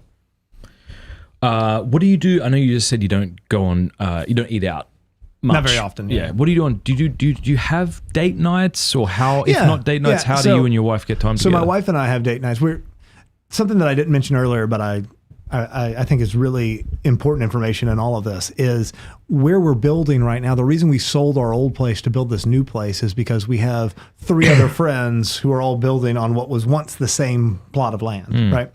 That was sliced and diced and subdivided. And so we have people who are very close, but they're not neighbors in the traditional sense, right? They're a quarter mile that way and a half mile that way. And you can drive your little ATV up there. You can go for a walk over there and all of that. So they're all building. We're all in the process of building right now. And they've all moved fairly close by while we're building. Mm-hmm. So we have free babysitting almost all. They all have a bunch of kids and they're super sweet. Yesterday, or day before yesterday, my wife was going to a wedding. I think I told you this. And she got a flat tire. Of course she did, right? Which hurts me so much when something wrong is happening with my wife that I can't like help in any way with. And so she's calling me. But by the time she was calling me, she was already at one of our friends' house who came over and picked her up, took her to the house, took her to the wedding, and then drove her back to the friend's house where the husband had replaced the tire and had everything ready to go. And so we have a lot of people nearby that help us with those things. And we have enough. We go on dates, I don't know, Not as much as we ought to, but maybe once a month or so on average. I'd like to push back against the need for a date night. Oh, really? Okay. Yeah, why not? I feel like that's been popular enough for a while that it's now cool to press against that. Let's try. I think it depends on how you define date. That's right. Because a date night does not mean go out to dinner and a movie necessarily. Right. Yeah. It can mean you're going for a walk. My wife is pregnant, and so we go on walks every night too, which is really nice. We've been doing that lately too, just walking around the block, and it's been lovely. When my wife and I got married and had no money, we'd go on date nights to Costco and eat the samples for dinner. Awesome. And just walk around Costco talking and then leave with nothing. I really like that. Yeah. I also I have 3 daughters and a 4th on the way. And I try to take them out. I try to make that like a regular thing. And that's like ice cream or go to the park or that one-on-one time, because I'm an only child. And I'm terrified that, and I don't think this is rational, right? I'm all about big families. Have lots of babies. It's the best advice I can possibly give you, right? Get married too young, have more children than you can afford, and don't take your education too seriously. I mean, like really, I think so. But I just want to make sure that they get purposeful you time a lot, or regularly, not a lot, but as often as is practical. And I talked about this the first time I was on this show, but I always bring it up. One of my favorite things that I do that is not my idea, it was a man much smarter than me who told me to do this, is every night I bless my children. And it takes about 2 to 5 minutes a piece, but it's just one-on-one. And it's a blessing, but then it goes into affirmations and all this stuff where I give the God hold you, may keep you all the days of your life. And then I just tell them that I'll give you the blessing out loud right now, but I have no authority to actually bless anybody. I'm just going to tell you what I would say to my daughters. So it's, God hold you, may keep you all the days of your life. You are a princess of heaven. You are a daughter of God. Your true home is in heaven. And I love you. And I'm on your team. And I'm so proud of you. And even when I am mad and even when I'm difficult, like I love you. I am yours. You are mine. Right? And then I do a litany of you are beautiful and kind and smart. I'm so happy. Like I'm so glad that God gave me you. Sorry, I'm not going to cry on your show, but I love it. And they're precious. My son, who's 11 and at the age where he feels like he's trying to get a little cool, right? Will still say, when I drop him off at school, because in the mornings I just do the normal, God hold you, may keep you. He'll say, Dad, you forgot to bless me. Or he'll come get me at night to say, Dad, we're going to bed. Can you come in and bless us? And I try to make it individual. I don't want the other kids to hear what I'm saying to this kid in particular, because they're all a little different, right? And for my son, I don't know why I started doing this, but I always say on the last one, God hold you, may keep you all the days of life, I always smack him in the head. I think it gets it in there better. That's good. And he'll get mad about that too. He'll say that in the morning. So Dad, you didn't smack me. Like, I was thinking to your point about how we bless and curse our children as parents, the authority we have as parents. And here's what I mean. You know, I'm a 40-year-old man, and my parents' opinion of me still matters, and how they. What do you want? This? Can I have yours? Yeah, You're not gonna smoke it? And but what's funny to me is like your parents' opinion of me doesn't matter at all. Like I don't care at all what they think about me. You know, like, it'd be nice if they like me. I don't care at all. I wouldn't have any psychological damage if they curse me. Don't my care. mom likes you. Yeah. No, see, that makes me feel good, but I don't care that much. Whereas, of course, we have a great deal of respect for the thought our parents have of us, which we kind of should. I think that's right. Right. And so it's like a father's blessing is powerful, is all I'm trying to say. That's beautiful that you do that. Well, the idea too is that I want to set this standard now, so when they're 16 and mad at me and I'm a terrible guy because I won't let them go out at 2:00 a.m. to a rave in the woods somewhere, so whatever it is, right? That I'm going to do it. And even though it's rote and they've heard it 100 times, they're going to know like, and this is coming. And even though I'm so mad, he's going to tell me he loves me so much over and over again. And I do it when I'm angry too, which is hard. That's very hard. Yeah. It's very hard. Pulling back. So the anger thing, because I struggle with anger. I'll get mad, right? I'll get mad. I want to yell and all of these things. And a big part of, once again, like just maturing is learning that that's not, is that you? Oh, I'm sorry. That's my bride right there calling me. You can answer it live if you want. But a big part of that anger that I've talked to my friends about is first of all, admitting that you're wrong, and then never like being able to remove yourself in the situation, even though when you know it needs to be addressed right now, but you know that this anger is overcoming your rational faculties. And I screw up. All of our kids are going to have wounds. All of them are going to have father wounds. Like you're not a perfect dad. I'm not a perfect dad. But not blessing them when you're angry isn't going to help those wounds. Right. Yeah. So I think a lot of the time, the reason it's hard to bless or to say lead family prayer when you're angry is because it's that juxtaposition between who you are and who you're being seen as right now, like the ogre dad who just lost his temper and was an idiot. And now we're going to move into prayer. It's like, no, I'm going to double down and just be an asshole and not do prayer. Right. We're going to go to bed. So, yeah. You said something to me a couple of years ago that was really great for my family rosary. So we do a rosary every night, right? No matter what, we do a rosary. And we didn't do that until we were asked by some friends of ours who the wife is pregnant with her 10th and 11th right now. So big family. And they invited us we were over at their house and they invited us to say rosary with them. And we said, yeah, great. And we sat down and it was terrible. All the kids, and they're like climbing over, like putting their butts in each other's face. One kid like farting. And it's just like, it was awful. It was just chaos. And it was so good, right? Yeah. And when it was over, I was like, oh, I can have a rosary that sucks. I can do that. Yeah, like I can totally listen to my kids fart and fight with each other. And then halfway through the Hail Mary, it's like, shut up, stop it, get down, right? Yeah, And all this stuff. And it's like, almost like they gave me permission for that. Yeah. And so that's when we started doing it every single night. And then, we had started doing it earlier, but that's when it became easier, right? And then you said, and I don't know if this was an original thought, something to the effect of the rosary should be like a warm hearth for your family. And now the fact that I think that was Escriva. This idea that the family just naturally gathers around it. It's this, yeah. But that's taken a lot of the pressure away too from like the fact that my daughter is, she's thumbing through a book or drawing a picture, right? My 5-year-old is just scribbling and she's clearly not paying attention to the rosary. My other child has gotten her 3rd glass of water. Yes, yeah. Everybody has to poop when the rosary starts. All fine. Yeah, it's all okay. Yeah. But they all want to be there, right? And I'm not saying, get over here, it's your decade, it's your decade. Like I'll even sometimes say to a child who seems like they're struggling, I'm like, hey, if you want to go to bed right now, like that's okay. Right. And they don't. So I'm like, okay, well, you can stay here and pray too. But I do that because you shared that with me, so I appreciate it. They'll even get upset if their decade, like if they were gone when their decade started, and then somebody else started praying that. Yeah, it's cool. Yeah, it is funny when you see kids getting angry with each other, like they'll go, instead of Hail Mary, holy Hail Mary, idiot. No one said that, but that kind of mentality is there. But even that's okay. Right. I read a meme the other day that brought me great comfort. It said, when God put a call on your life, he factored in your stupidity. I like that. Doesn't that give you tremendous joy? Yeah. Yeah. Good stuff. What else? I don't know. What you got? Well, I want you to tell us the bear joke as we wrap up. You stole the bear joke. I know I stole the bear joke, but you tell it. Maybe I don't want to tell it because you took it. I don't. He knows the bear joke. You don't like the bear joke? No, but see, today, Thursday, he's going to tell us the bear joke. It's going to be so perfect. It's going to be its own clip, which we are going to call the bear joke. I'm not clipping this joke. I'm going to have to do it. Does Thursday not like the joke? You don't like the joke? What's wrong with the joke? The joke is fine. It's not good Just content. don't give it away. Yeah, okay. All right. It's not good content, is my worry. It's great content. It's great. No, it's not. All right. All right. Agree to disagree. You want a joke? Oh, yeah. What, do you have a joke? Yeah, I got a bear joke. All right. So a bear walks into a bar. Okay. And he walks up to the bartender and he orders a drink, and the bartender, he looks at him and he says, I can't serve you here, bear. And the bear looks at him and says, why can't you serve me? Is it because I'm unbearable? And the bartender says, what? No, stop. He says, is it because you can't bear to be around me? And the bartender says, stop making, no, it's not a bear pun. It's not a bear pun. I can't serve you here because last Thursday you came in here, you ran up almost a $400 tab, and you walked out drunk. I shouldn't have let you drive. I can lose my license for that. You grabbed one of our waitresses on her rear end. That was so inappropriate.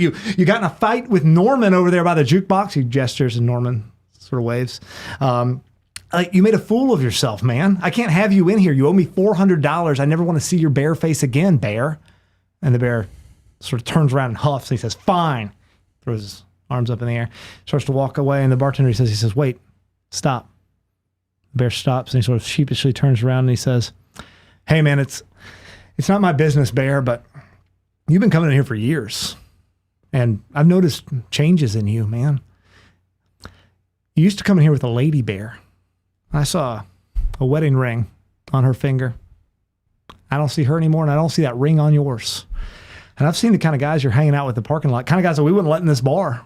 Right? I've seen the things you're getting into. I've seen you get angrier and angrier whenever anybody takes your stool, right? I've seen you drink more and more and more, right? And then I've seen you run out of friends to call to pick you up, right? And the bear says, no, what are you talking about? Like, what, can I just get out of here? You told me to leave your bar. And the bartender says, I want to show you something. And he reaches into his jacket pocket. He pulls out a coin about the size of a 50-cent piece. He lays it on the table and it says 7 years on it. And the bartender says, it's my 7-year chip, Alcoholics Anonymous. It's funny, right? Bartender, alcoholic.